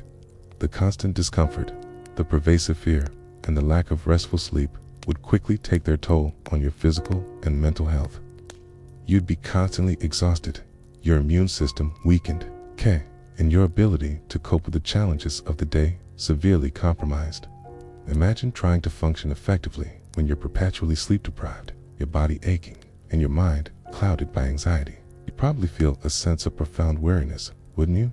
And a desperate need for a good, old-fashioned power nap. It's like when you're pulling an all-nighter and you're constantly fighting to stay awake. You're trying, but your body is just shutting down. Historians still argue whether the ancient Egyptians' elaborate funerary practices and their belief in an afterlife were partly a psychological coping mechanism for the harsh realities of daily life and the constant threat of death, including the terrors of the night. The debate centers on the extent to which their spiritual beliefs provided comfort and meaning in a world filled with danger and uncertainty, and whether their rituals were primarily about appeasing gods or managing human anxieties. Was it a genuine belief in a better future, or a way to make sense of a brutal present? The debate continues, adding another layer of intrigue to this already fascinating tale. You're probably thinking, just tell me if they were scared. But that's the beauty and the complexity of history. There are rarely simple answers. As you lie there, perhaps feeling a phantom chill or hearing a distant, unsettling sound, you can almost imagine the profound darkness of an ancient Egyptian night. Every shadow a potential threat, every sound a source of unease. It's a reminder that survival is not just about avoiding physical dangers. It's about navigating a world where your most basic need to rest and recharge is a constant struggle against the pervasive terrors of the dark. And as we continue our journey, we'll delve into the next immediate threat to your survival: the sheer physical demands of daily life for the common person, and the constant burden of labor. So, take a deep breath, try to relax, and prepare yourself for the next chapter, because life, my friend, is a marathon. Alright, you're still with me, even after enduring the unsettling terrors of an ancient Egyptian night. Good, because if you thought sleeping was a challenge, prepare yourself for the relentless reality of the burden of labor. You're probably thinking, I'm a hard worker, I can handle it. And yes, my friend, you might be, but your modern concept of a workday, with its coffee breaks, lunch hours, and weekends, is about to be utterly shattered. Imagine a life where every waking moment is dedicated to physical exertion, where your body is your primary tool, and where rest is a luxury, not a right. It's enough to make you long for a comfy couch and a remote control, isn't it? For the vast majority of ancient Egyptians, life was a continuous cycle of physical labor. From dawn till dusk, your body would be engaged in tasks that would push your modern physique to its limits. If you were a farmer, your days would be spent tilling the soil, sowing seeds, irrigating fields, and harvesting crops under the relentless sun. The tools were rudimentary: wooden plows pulled by oxen, hoes for breaking up clods of earth, sickles for cutting grain. Every action, every movement would require significant muscular effort. Imagine spending hours bent over, your back aching, your hands calloused, your muscles screaming in protest, all for the sake of putting food on the table. You'd probably be dreaming of a mechanical harvester, wouldn't you? Or just a very strong chiropractor. It's like when you decide to do a full day of yard work after months of sitting on the couch, and you wake up the next morning feeling like you've been hit by a truck, except, in this case, the truck is your daily life. Beyond the fields, other forms of labor were equally demanding. If you were a craftsman, you'd be shaping stone, carving wood, working with metals, or weaving textiles, often in cramped, poorly lit workshops, using hand tools that required immense strength and precision. Potters would spend hours at the wheel, their bodies hunched over, their hands constantly molding clay. Builders would haul heavy stones, mix mortars, and climb scaffolding, their lives constantly at risk. Imagine spending your days engaged in repetitive, physically demanding tasks, your body constantly strained, your joints aching, and your hands raw from constant friction. You'd probably be longing for a power tool, wouldn't you? Or just a very good pair of gloves. It's like when you're trying to assemble a piece of IKEA furniture and you realize you have to do everything by hand, and you just want to throw the instructions out the window. The concept of a work-life balance was non-existent. Your work was your life, and your life was your work. There were no distinct boundaries between your home and your workplace, especially for farmers and craftsmen who often worked from their homes or nearby fields. Even your leisure time, if you had any, would be dictated by the rhythms of the agricultural calendar or the demands of your trade. Imagine a life where your identity is inextricably linked to your labor, where your worth is measured by your productivity, and where every moment of rest feels like a stolen luxury. You'd probably feel a sense of profound exhaustion, wouldn't you? And a desperate need for a very long vacation. It's like when you're working a really demanding job and you're constantly thinking about your next day off, except, in this case, the day off might never come. Mainstream historical fact: the ancient Egyptian economy was primarily agrarian, with the vast majority of the population engaged in farming. The annual inundation of the Nile was central to their agricultural success, providing fertile silt and water for irrigation. This reliance on agriculture meant that the rhythm of life for most Egyptians was dictated by the seasons of the Nile: Akit, inundation; Pare, growth; and Shimu, harvest, each demanding specific and intense periods of labor. It wasn't just a job, it was a way of life, a deep connection to the land and its cycles, a testament to their ingenuity in harnessing the power of nature. It's like when you live in a place with very distinct seasons and your entire life revolves around the changing weather. You're attuned to the rhythms of nature and you know exactly what to do at every point in the year. For a quirky tidbit, ancient Egyptian workers sometimes went on strike. The earliest recorded labor strike in history occurred around 1159 BCE, during the reign of Pharaoh Ramesses III, when tomb builders at Deir el-Medina protested against delayed rations and poor working conditions. Imagine a world where even the most oppressed laborers had the courage to stand up for their rights, demanding fair treatment and adequate compensation. It's a strange blend of ancient oppression and modern activism, isn't it? You'd probably be like, so, they were basically ancient union organizers. And yes, my friend, they absolutely were. It's like when you hear about a historical event that sounds surprisingly modern, and you realize that human nature hasn't changed all that much. You're surprised, but also kind of impressed by their unexpected solidarity. The physical toll of this constant labor would be immense. Your body, accustomed to a relatively sedentary lifestyle, would quickly break down.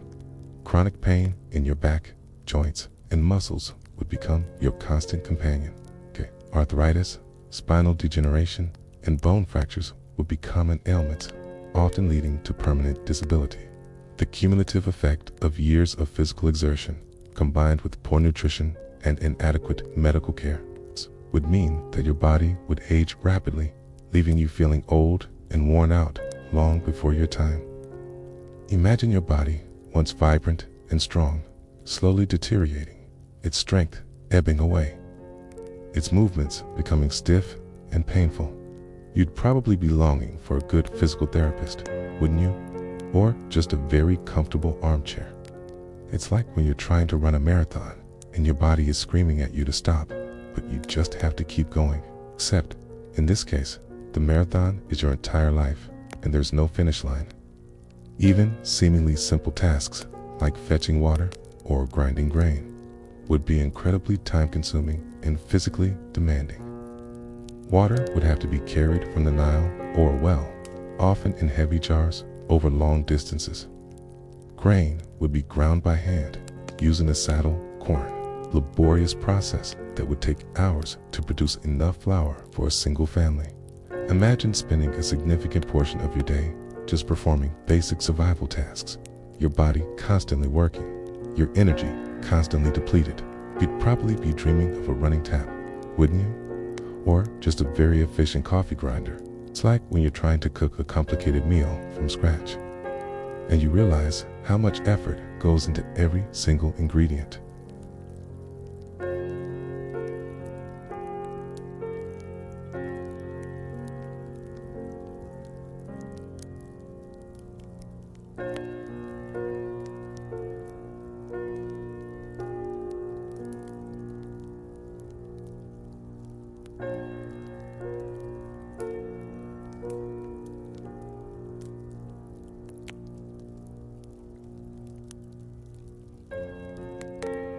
You'd probably feel a sense of profound weariness, wouldn't you? And a desperate need for a very long, very quiet nap. It's like when you're constantly running on empty and you just can't seem to catch up on sleep. You're tired, but you just have to keep going, okay? Even children would be expected to contribute to the household labor from a young age. They would help with chores, tend to animals, and assist in the fields. Childhood, as you know it, with its emphasis on play and education, would be a luxury reserved for the elite. For most, it would be a brief period of apprenticeship, preparing them for a lifetime of physical labor.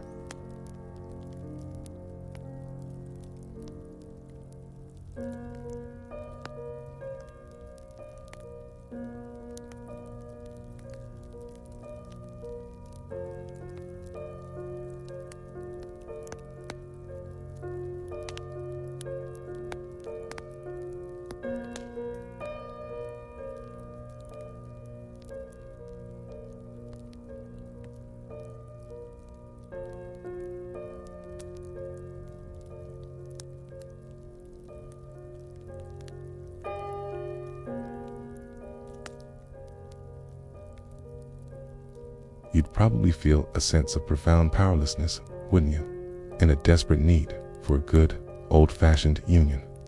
It's like when you're working a really bad job and you just want to quit, but you can't because you need the money. Except, in this case, the money is your life, and quitting means death.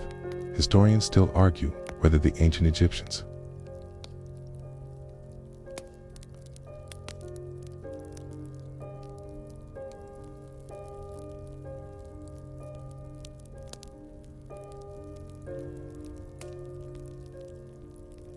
was it a life of relentless toil, or a purposeful existence imbued with spiritual significance? The debate continues, adding another layer of intrigue to this already fascinating tale. You're probably thinking, just tell me if they were happy. But that's the beauty and the complexity of history. There are rarely simple answers.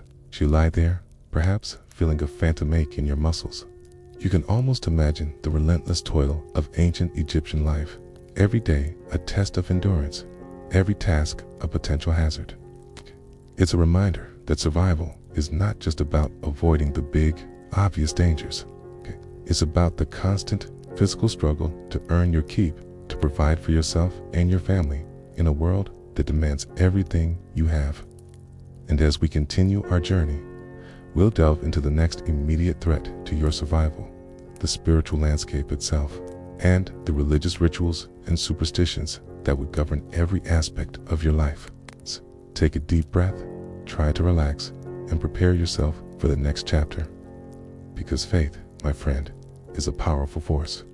All right, you're still with me, even after contemplating the crushing weight of ancient Egyptian labor. Good, because if you thought the physical world was challenging, prepare yourself for the intricate, often bewildering landscape of religious rituals and superstitions. You're probably thinking, I'm not religious, so I'll just stay out of it. And yes, my friend, you can think that. But in ancient Egypt, religion wasn't a separate sphere of life. It was the very air you breathe, the foundation of their society, and the lens through which they viewed the world. Imagine a world where every action, every event, every natural phenomenon is imbued with divine meaning, and where your ignorance of the spiritual rules could have dire consequences. It's enough to make you want to just keep your head down and pray, isn't it? Your modern, secular worldview would be a constant source of confusion and potential conflict. The ancient Egyptians had a complex pantheon of gods and goddesses, each with their own domains, personalities, and rituals. Ra, the sun god; Osiris, the god of the underworld; Isis, the goddess of magic and motherhood; Horus, the falcon-headed god of the sky. These were not just abstract concepts, but powerful, active forces in their daily lives. You'd be expected to know which god to appease for a good harvest, which goddess to pray to for a healthy child, and which deity to fear when the Nile flooded. Imagine trying to navigate a world where every aspect of your life is governed by a divine bureaucracy, and you don't even know who's in charge. You'd probably feel a sense of profound bewilderment, wouldn't you, in wishing for a very detailed organizational chart of the heavens. It's like when you're trying to navigate a large corporation and you don't know who to talk to about your problem, and you just keep getting transferred from one department to another. Religious festivals were a central part of ancient Egyptian life, marking important events in the agricultural calendar or celebrating specific deities. These festivals would involve elaborate processions, offerings, music, dancing, and feasting. While they would be a welcome break from the daily grind, they would also be governed by strict rituals and protocols. Your ignorance of these customs could lead to social ostracization or even accusations of impiety. Imagine trying to participate in a religious festival when you don't know the songs, the dances, or the proper way to make an offering. You'd probably feel a sense of profound awkwardness, wouldn't you? In wishing for a very detailed instruction manual. It's like when you're at a wedding from a different culture and you're not sure when to stand up, when to sit down, or when to clap. You're trying to be respectful, but you're constantly feeling out of place.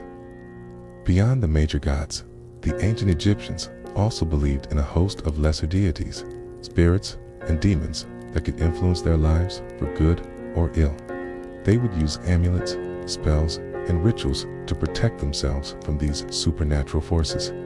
Your modern skepticism would be seen as foolish and dangerous. Imagine trying to explain your disbelief in magic to someone who has seen a priest perform a seemingly miraculous healing, or who has witnessed a curse seemingly come true. You'd probably be met with a mixture of pity and fear, wouldn't you? And wishing for a very good, very rational explanation. It's like when you're trying to explain a scientific concept to someone who believes in conspiracy theories, okay? And you just can't seem to get through to them. You're trying, but you're speaking different languages. Mainstream historical fact. The ancient Egyptian concept of Mat, K, the divine principle of truth, justice, and cosmic order, was central to their religious and ethical beliefs. K, maintaining Mat was the responsibility of the pharaoh, but also of every individual. This meant that every action, from a legal ruling to a personal decision, had cosmic implications, and that living a just and ethical life was essential for maintaining the balance of the universe. It wasn't just about being a good person. It was about upholding the very fabric of creation, testament to their profound sense of interconnectedness and their deep spiritual understanding of the world. It's like when you realize that your actions have consequences, not just for yourself, but for the entire world. You're humbled by the weight of your responsibility. Hey, now for a quirky tidbit. Ancient Egyptians believed that dreams were messages from the gods, and they had elaborate dream interpretation manuals to decipher their meaning. Imagine a world where your dreams are not just random firings of your subconscious, but divine pronouncements that could predict your future or reveal hidden truths. You'd probably be paying very close attention to your dreams, wouldn't you? And wishing for a very good dream dictionary. It's like when you have a really vivid dream and you spend the whole day trying to figure out what it means. Except, in this case, the meaning could be a matter of life and death.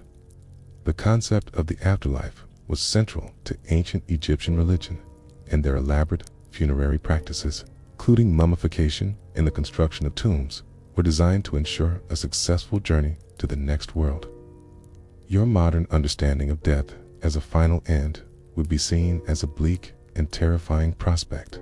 Imagine trying to comfort a grieving family when you, Dan T, shared their belief in a glorious afterlife, and when your words of condolence seem empty and meaningless.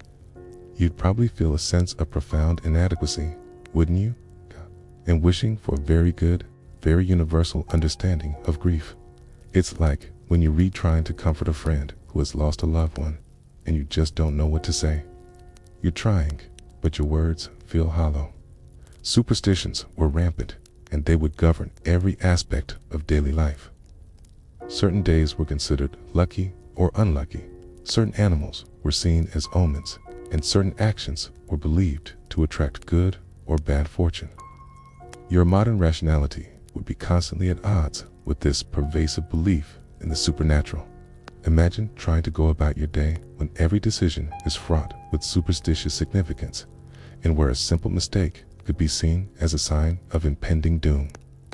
You'd probably feel a sense of profound frustration, wouldn't you? And wishing for a very good, very logical explanation for everything. It's like when you're trying to reason with someone who is deeply superstitious, and you just can't seem to get them to see things your way. You're trying, but you're fighting a losing battle. Even your personal belongings could be imbued with magical properties. Amulets, talismans, and protective charms would be worn to ward off evil spirits, can prevent illness, and attract good fortune. Your modern skepticism would be seen as a dangerous form of recklessness. Imagine trying to explain your disbelief in the power of a small, carved stone to someone who has worn it their entire life and believes it has protected them from harm. You'd probably be met with a mixture of confusion and concern, wouldn't you? And wishing for a very good, very scientific explanation for their good fortune. It's like when you're retrying to explain a coincidence to someone who believes it was a miracle, and you just can't seem to convince them otherwise. You're trying, but you're speaking different languages. The role of priests and priestesses in ancient Egyptian society was immense. They were not just religious leaders, but also scholars, doctors, and administrators. Their knowledge of rituals, spells, and divine will gave them significant power and influence. Your modern skepticism of religious authority would be seen as a challenge to the very foundations of their society. Imagine trying to question the authority of a priest who is believed to speak for the gods and who holds the keys to your spiritual well-being. You'd probably be met with a mixture of anger and fear, wouldn't you? In wishing for a very good, very secular government. It's like when you're trying to argue with someone who believes they have a direct line to God, and you just can't seem to get them to see reason. You're trying, but you're fighting a losing battle. Your modern sensibilities, accustomed to a world where religion is often a private matter, would be utterly unprepared for the pervasive, all-encompassing nature of ancient Egyptian spirituality. There's no separation of church and state, no freedom of religion, no room for doubt or disbelief. You'd be expected to conform, to participate, and to believe, or risk being ostracized, punished, or even worse. Imagine living in a world where your every thought, your every action, your every belief is subject to divine scrutiny, and where your eternal fate hangs in the balance. You'd probably feel a sense of profound pressure, wouldn't you? And a desperate need for a good, old-fashioned dose of skepticism. It's like when you're trying to fit in with a new group of people, and you have to pretend to be someone you're not. You're trying, but you're just not being true to yourself.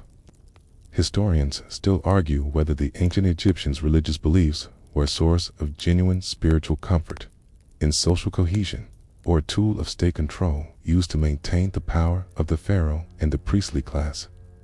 The debate centers on the interpretation of religious texts and archaeological evidence of popular piety, and whether the common people truly believed in the official state religion or had their own, more personal spiritual practices. Was it a genuine faith or a form of social engineering? The debate continues, adding another layer of intrigue to this already fascinating tale. You're probably thinking, just tell me if they were brainwashed. But that's the beauty and the complexity of history. There are rarely simple answers. As you lie there, perhaps feeling a phantom shiver of superstitious fear, you can almost imagine the all-encompassing spiritual landscape of ancient Egypt. Every action, every event, every natural phenomenon, a reflection of the divine will. It's a reminder that survival is not just about avoiding physical dangers.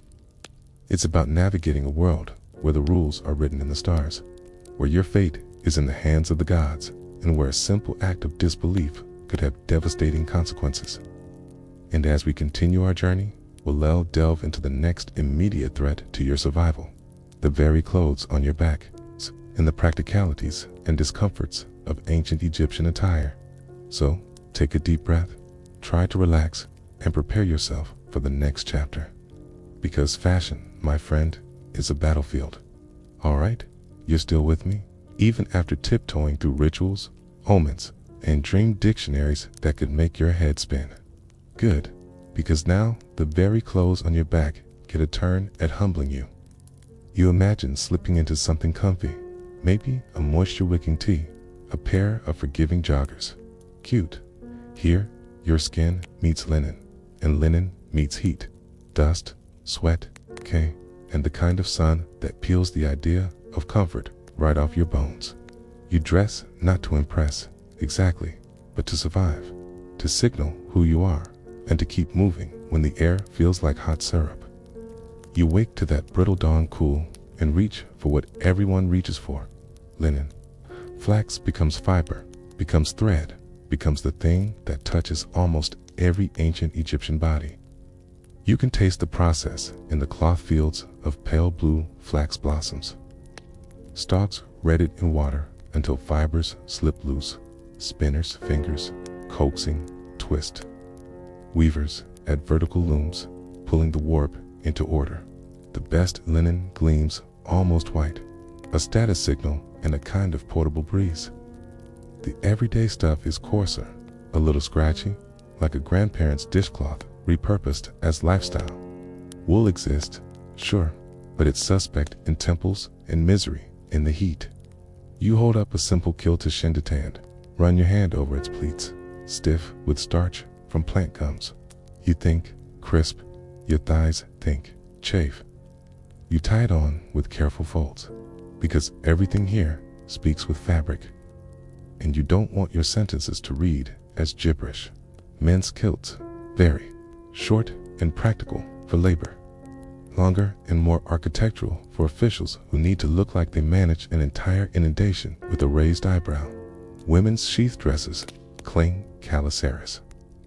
A word modern's gift retroactively to shoulder straps, a column that suggests elegance even when you're hauling water. On special days, bead net overdresses glitter in faience blue and green, like the Nile took a nap on your shoulders. You breathe, and the beads whisper soft as reeds. The dress cool at dawn, a tiny oven at noon. Fashion is a deal you make with the weather. The weather always negotiates harder. Your modern brain wants pockets. The ancient linen just laughs.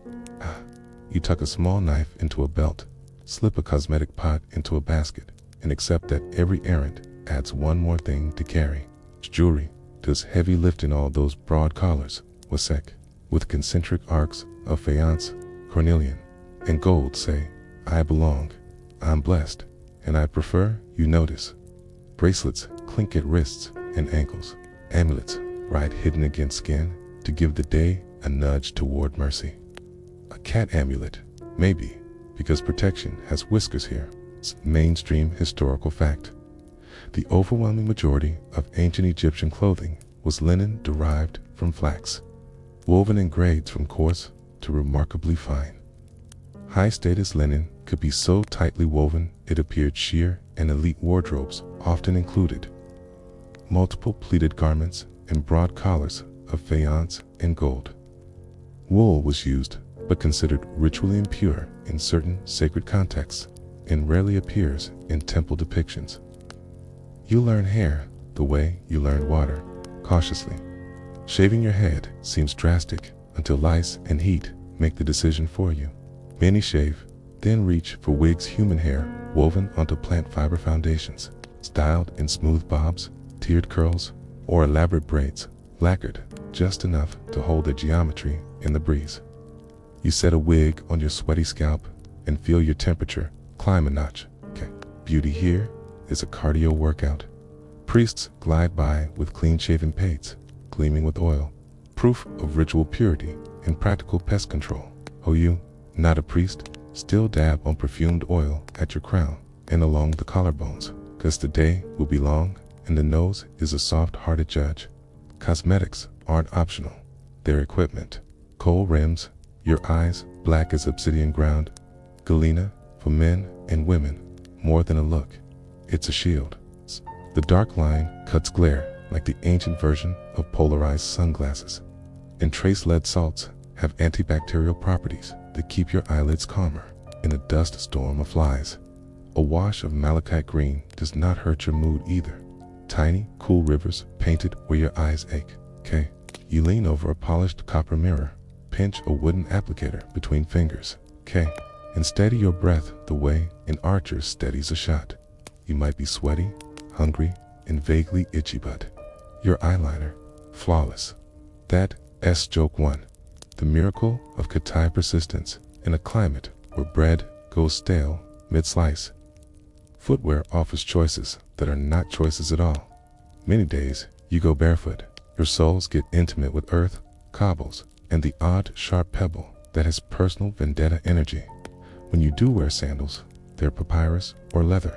Simple soles with toe thongs that bind you to the ground and to a lifetime of thong between the toes diplomacy.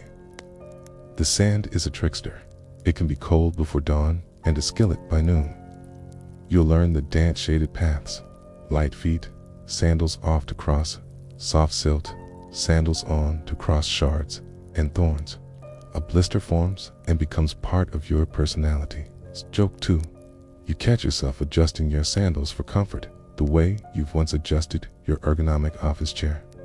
And both times, your back still complained. Laundry becomes a saga. Linen's strength loves water. Dust loves linen. You beat tunics at the river with natron and stones. You wring, you rinse, you lay cloth to bleach under a noon that doesn't know mercy. The crisp pleats you love have to be repleated by hand, damp fabric stroked and folded on a smooth board, then pressed under a pot rim or a stone to dry into memory. One gust later, your immaculate white is beige with the side of a mystery smudge, and you sigh like someone who hasn't yet learned to stop fighting the dust and start scheduling around it. Now, for a quirky tidbit, those perfumed head cones you see in art waxy white mounds perched on wigs, melting scent down the hair during feasts. You've seen them painted 100 times. For ages, people argued they were symbolic. Then archaeologists found residue that might be real perfumed wax. Imagine sitting under moonlight at a festival while a slow rain of fragrance slides through your wig, pinning the evening in your memory like honey. It's wearable aromatherapy with an ooze factor. The midday heat makes your linen cling. A second, damp skin. You try fanning yourself with a palm frond. The air moves, but the sun remains aggressive. Relief comes in shade, in courtyards where reed mats throw patterns on stone, in the trickle of water poured over the threshold to tame the dust. A light mantle tosses across your shoulders for modesty, or a chill wind off the river at dusk. Yes, cold slips in sometimes, quick and thin. You shrug it closer, grateful that not everything here is one temperature forever. Your body discovers linen's personality. Breathable, yes, but also honest about every breeze, every bead of sweat. Fine fabric can go translucent when it's humid. And you develop the modesty shuffle shoulders back, jaw relaxed. Let the collar fall where it may be, 'cause there is no closet full of backups. Historians still argue whether the sheer dresses depicted in old kingdom art reflect actual everyday transparency of high-quality linen, or are an artistic convention idealizing form and fabric. They also debate whether caliceris, a Greek term, maps cleanly onto native categories, and how much fitted tailoring existed versus draped and belted cloth. You stop arguing with your clothes and work with them instead. Status hums through color and cut. Bleached whites glow for the elite. Dyes are costly and rare on clothing, though your jewelry fixes that with lapis skies and cornelian sunsets. Pleats shout, "My household can spend hours on me." A broad collared murmurs, "Gold is a language I speak." The poor wear a coarser weave, unpleated plain. You learn to read threads the way you read faces, work-worn, festival-ready, priestly, official. Even hair becomes a sentence glows, shaven for ritual purity, braided for beauty, wigged for public life, scarfed because the wind decided to be inconvenient. Your skin negotiates with the climate, oils, sesame, moringa, or the complex incense blend of kifikipe from cracking. They also invite dust to attend you like an entourage. The solution? A light layer. Then accept the patina. Perfume isn't luxury. It's a daily treaty with your own nose and everyone else's. Everyone smells like people, and people smell like the river, the kill, the fields.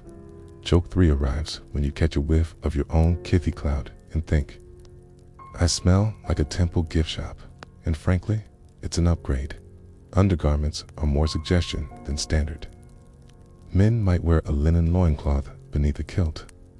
Women might wear one under a sheath dress or not, depending on cut, task, and weather.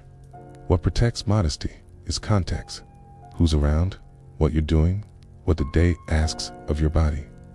Children run light, often unclothed until older, because the sun and dust have already won half the argument.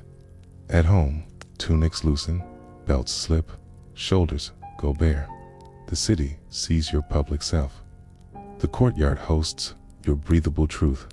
Clothing has jobs beyond cover. It seals you into roles.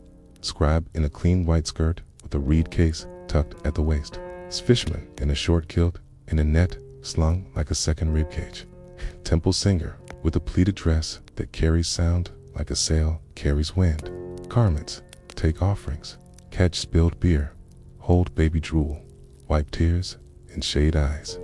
A shawl becomes a sling, a curtain, a privacy screen for nursing or grief. You start to admire the fabric's patience, how it endures starch and sweat, salt and sun, and keeps showing up. You notice how clothing lines become habits.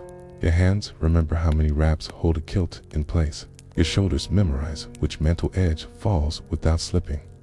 You learn not to fight the fabric when it insists on traveling with the breeze. When a gust flips your pleats like a parade flag, you pin them with your palm and smile at a stranger's sympathetic nod. Everyone here has lost a battle with the wind. It's communal comedy. Tiny, daily, and kind. Hats, not as you know them, though woven caps and headscarves appear. Okay? And shade is a skill you practice by walking on the shadow side of walls. Okay? You drape a linen veil against the grit-laden wind, and it filters the world into something softer, a pale hush that makes even the donkey brays feel remote. Coming home, you shake the veil and watch the desert fall out like a pocket of moon sand. There's no lint roller. There is patience. And when the day ends, your clothing tells your story back to you. The flower dust at the hem says bread happened. The crease at your collar says prayer. The faint smear of malachite on the shoulder says someone leaned close to whisper good news. You shake it all out, rinse what needs rinsing, fold what needs folding.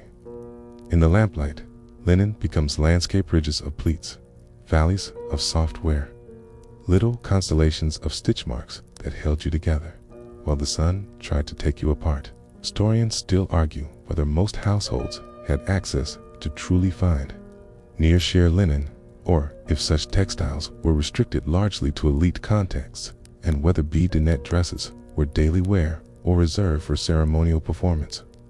They debate how often pleating was reset versus woven in, and how much tailored shaping existed beneath drape. You accept what your hands tell you. Cloth behaves, but only if you listen. You lie down with the day's fabric, sighing at the foot of your mat like a loyal hound. Tomorrow, you'll step back into the same threads and make new sentences, because here, clothing isn't a closet, it's grammar you wear. It declares the heat and your answer to it, the dust and your defiance, the labor and your dignity. You close your eyes and imagine the cool of dawn kissing woven flax, ready to try again. Until then, let the linen rest. Ain't it has earned it. Ain't so have you. All right, you're still with me. Even after wrestling with the practicalities and discomforts of ancient Egyptian attire.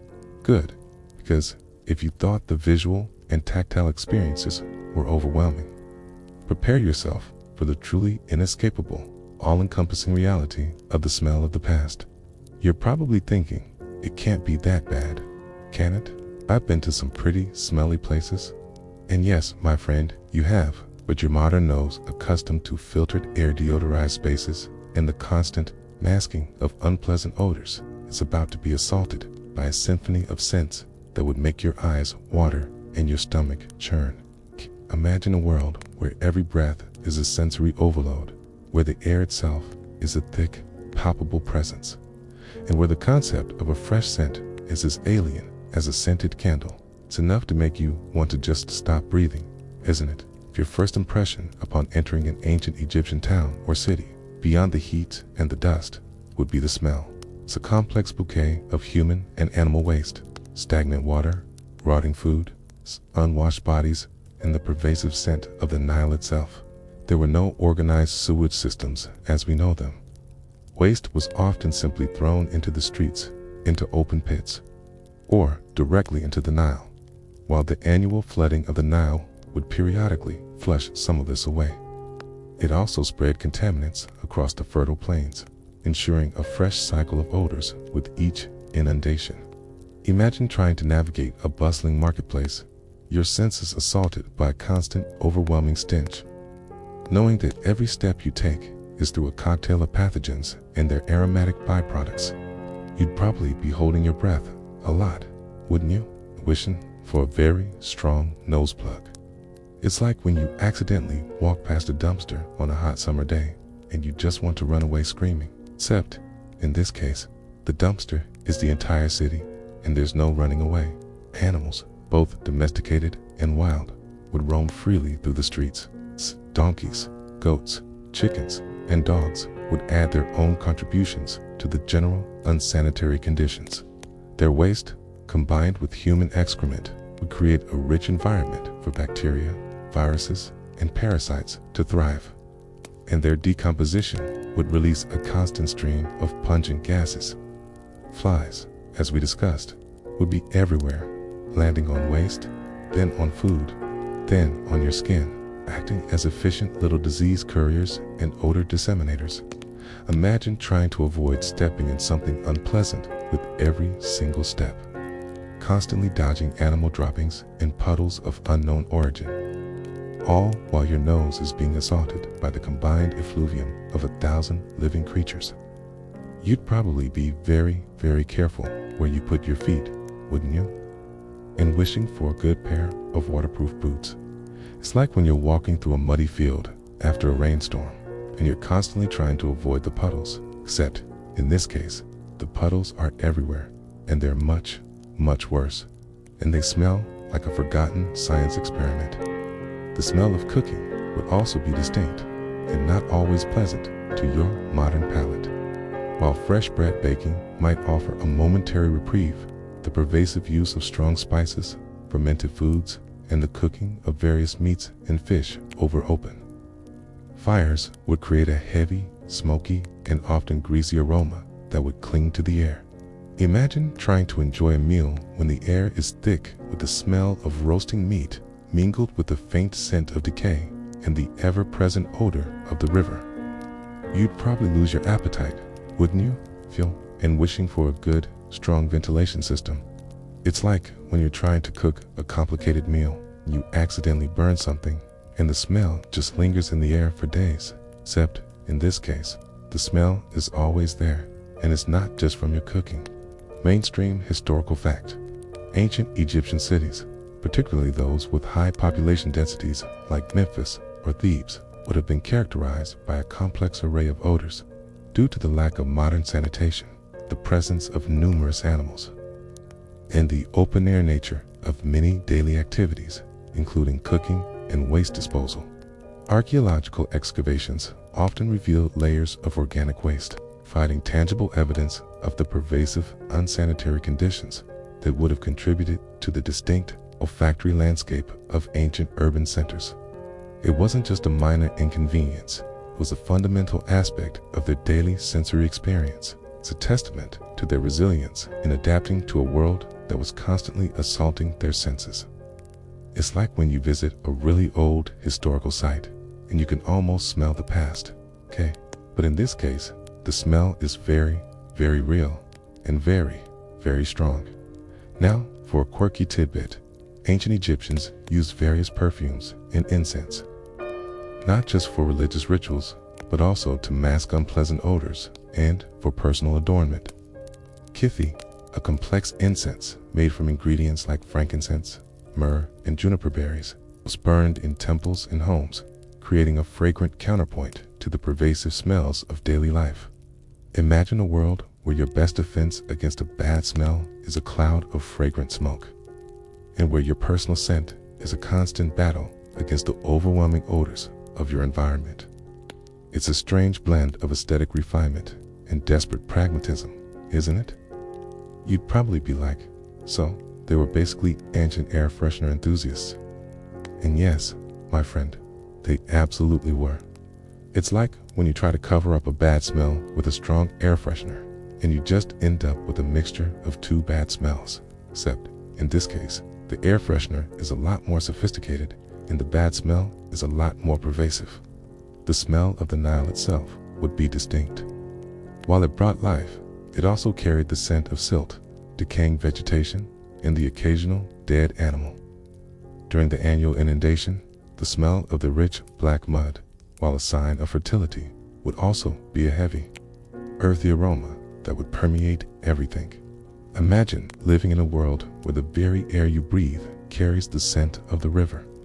its life-giving properties intertwined with its less pleasant aspects, you'd probably develop a very keen sense of smell, wouldn't you? And a deep understanding of the river's moods. It's like when you live near the ocean and you can always smell the salt in the air, a constant reminder of the vastness and power of the sea. Except, in this case, the sea is a river, and it's a lot more pungent. Even inside homes, the smells would be distinct. The earthy scent of mud brick walls, the smoky aroma from cooking fires, the faint smell of stored grains, and the ever-present scent of human bodies would create a unique olfactory signature for each dwelling. Without modern ventilation systems, these smells would linger, permeating clothing, furniture, and even your hair. Imagine trying to escape the pervasive odors of your home, only to find that they cling to you wherever you go. You'd probably feel a sense of profound resignation, wouldn't you? And wishing for a good, strong exhaust fan. It's like when you live in an old house, and it has a distinct smell that you can never quite get rid of. No matter how much you clean, you just learn to live with it. Your modern nose, accustomed to a relatively sterile environment, would be in a constant state of assault. The pervasive smell of decay, of unwashed bodies, of animal waste would be a constant, inescapable presence, would cling to your clothes, your hair, your skin, and permeate every aspect of your existence. You'd probably find yourself constantly trying to breathe through your mouth or holding a perfumed cloth to your nose, anything to escape the overwhelming stench. Imagine trying to sleep, or eat, or even just think with that constant oppressive odor hanging in the air. You'd probably lose your sense of smell entirely, wouldn't you? Or at least develop a very strong aversion to certain smells. It's like when you work in a really smelly environment, and after a while, you don't even notice it anymore. Except, in this case, the environment is your entire world, and there's no escaping it. The smells would also be seasonal. During the harvest, the air would be thick with the scent of drying grains and freshly cut straw. During the inundation, the earthy smell of the fertile mud would dominate. In the dry season, the dust would carry the scent of parched earth and distant desert winds. Your nose would become a calendar, a barometer, a constant reminder of the rhythms of ancient Egyptian life.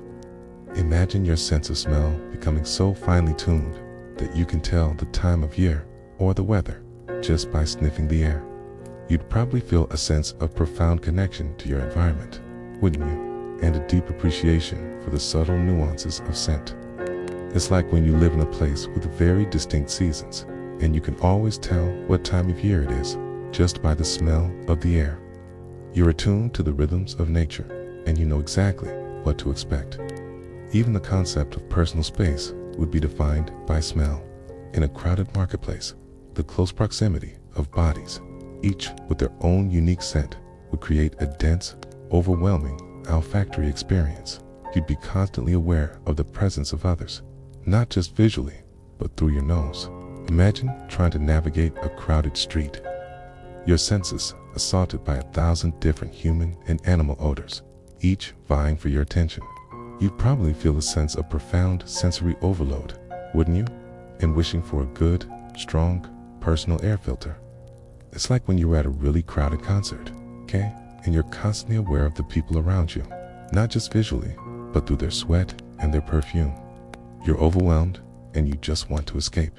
Your modern brain, accustomed to a world where unpleasant odors are quickly whisked away by ventilation systems or masked by artificial fragrances, would struggle to adapt to this constant assault on your olfactory senses. It's the sheer persistence of the smells, their pervasive nature, and their constant presence would be mentally exhausting, adding another layer of stress to your already challenging existence. Imagine trying to maintain your mental and emotional well-being when your nose is constantly being assaulted by unpleasant odors, and your mind is perpetually clouded by the sensory overload. You'd probably feel a sense of profound weariness, wouldn't you? And a desperate need for a good, old-fashioned breath of fresh air.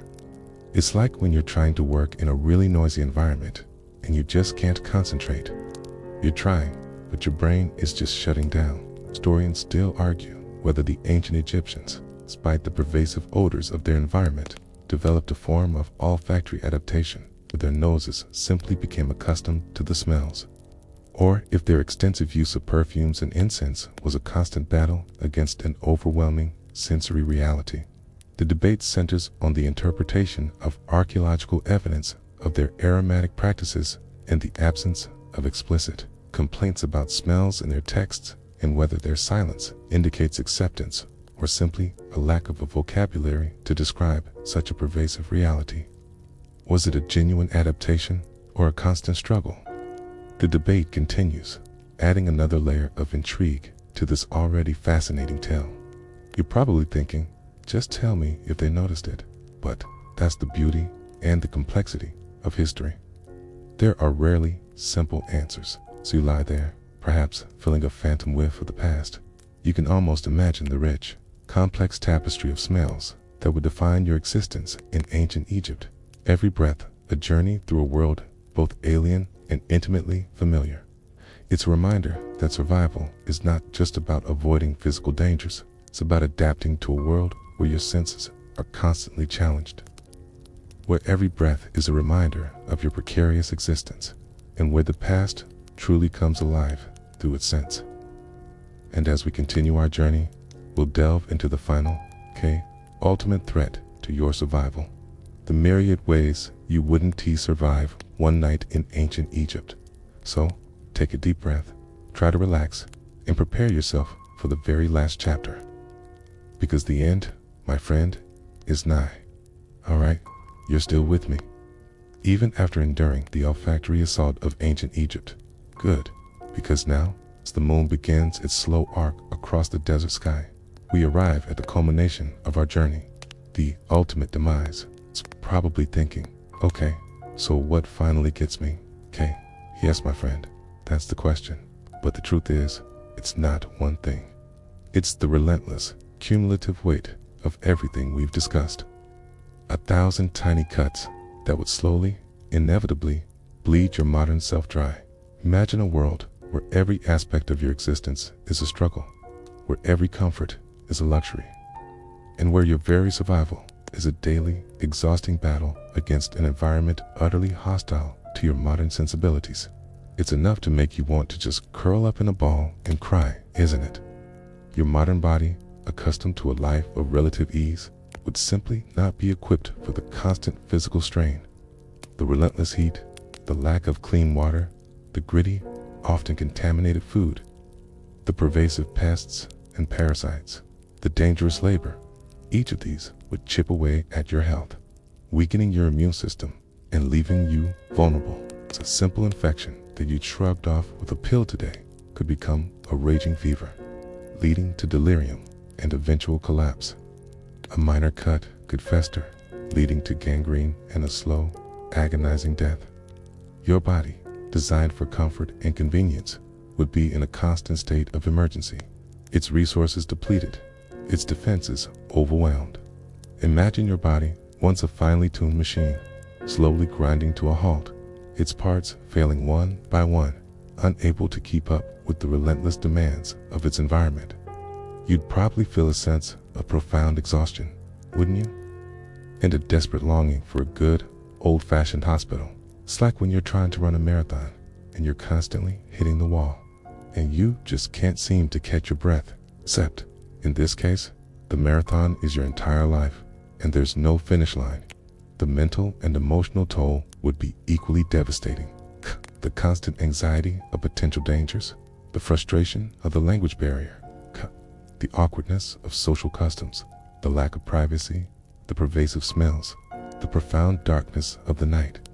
All of these would combine to create a state of perpetual stress.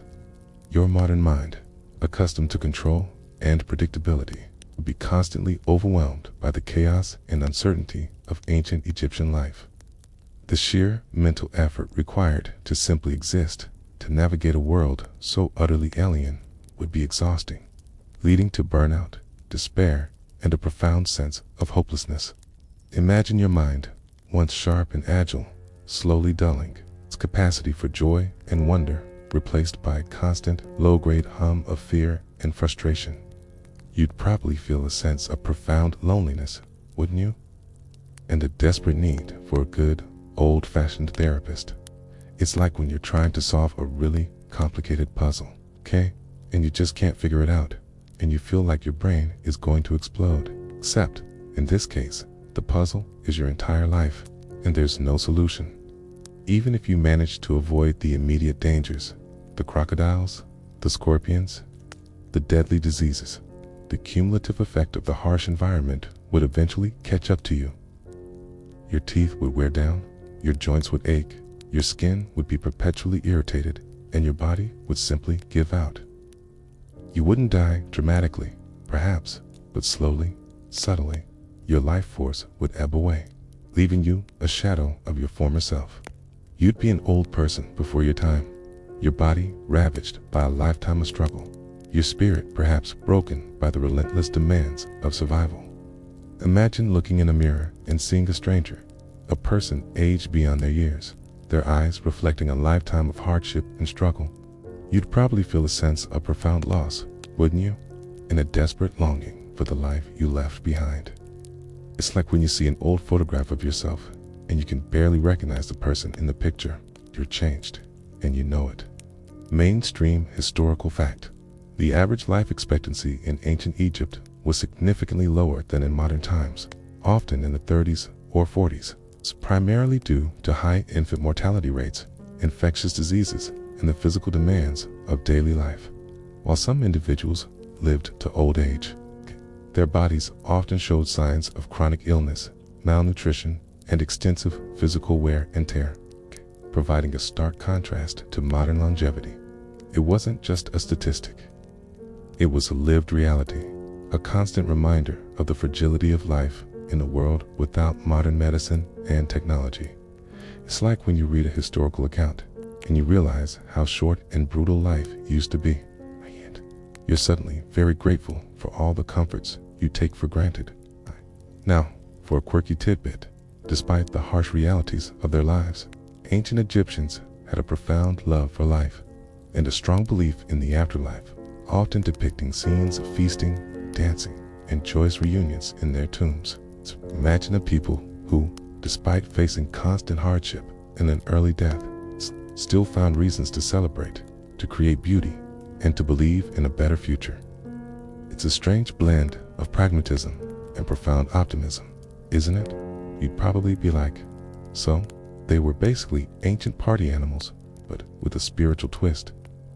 And yes, my friend, they absolutely were. It's like when you meet someone who has been through a lot, but they still have a positive outlook on life. You're inspired by their resilience, and you realize that joy can be found even in the darkest of times. Your modern body, accustomed to a life of comfort and convenience, would simply not be able to adapt to the constant assault of ancient Egypt. The heat, the thirst, the hunger, the disease, the pain, the fear, the isolation. Each of these would be a relentless enemy, slowly eroding your will to survive. You wouldn't last one night, not truly. You might physically endure for a few days, perhaps even a few weeks, but your modern self, your modern sensibilities, your modern expectations would be utterly destroyed. You'd be a shell of your former self, a ghost in a land that doesn't understand you, and a stranger in your own skin. Imagine your very essence, your very being, slowly dissolving, replaced by a primal, desperate struggle for survival. You'd probably feel a sense of profound loss, wouldn't you? And a desperate longing for home. It's like when you're trying to fit a square peg into a round hole, and you keep trying, but you know it's never going to work. You're frustrated, and you're defeated. Historians still argue whether the ancient Egyptians' resilience in the face of such harsh conditions was due to a unique cultural adaptation, a genetic predisposition, or simply a lack of alternatives. The debate centers on the extent to which human beings can adapt to extreme environments, and whether their seemingly stoic acceptance of hardship was a conscious choice or a necessary survival mechanism. Was it a triumph of the human spirit or a tragic testament to the limits of human endurance? The debate continues, adding another layer of intrigue to this already fascinating tale. You're probably thinking, just tell me if I'd be miserable. But that's the beauty and the complexity of history. There are rarely simple answers. As you lie there, perhaps feeling a phantom ache or a lingering sense of unease, you can almost imagine the profound silence of the desert. Night, the distant cry of a jackal, the gentle rustle of palm fronds in the breeze. The moon, a silver disk in the inky sky, casts long, dancing shadows across the sand. The air, finally, has cooled, carrying the faint scent of dust and the distant murmur of the Nile. You close your eyes, and for a moment, the relentless assault on your senses fades. The heat, the smells, the dangers, they recede into the background, becoming a distant hum. You are here, now, in this ancient land, a silent witness to a world long past. Your breath slows, deepens, a gentle rhythm against the vastness of time. The sand beneath you feels cool, the air soft against your skin.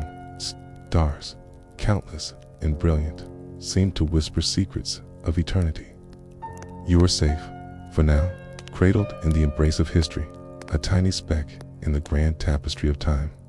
Let the ancient world recede, its challenges and its wonders fading into the quiet corners of your mind. Drift now into the gentle currents of sleep, carried by the soft whispers of the past. The journey is over. The night is calm. Rest now, my friend. Rest.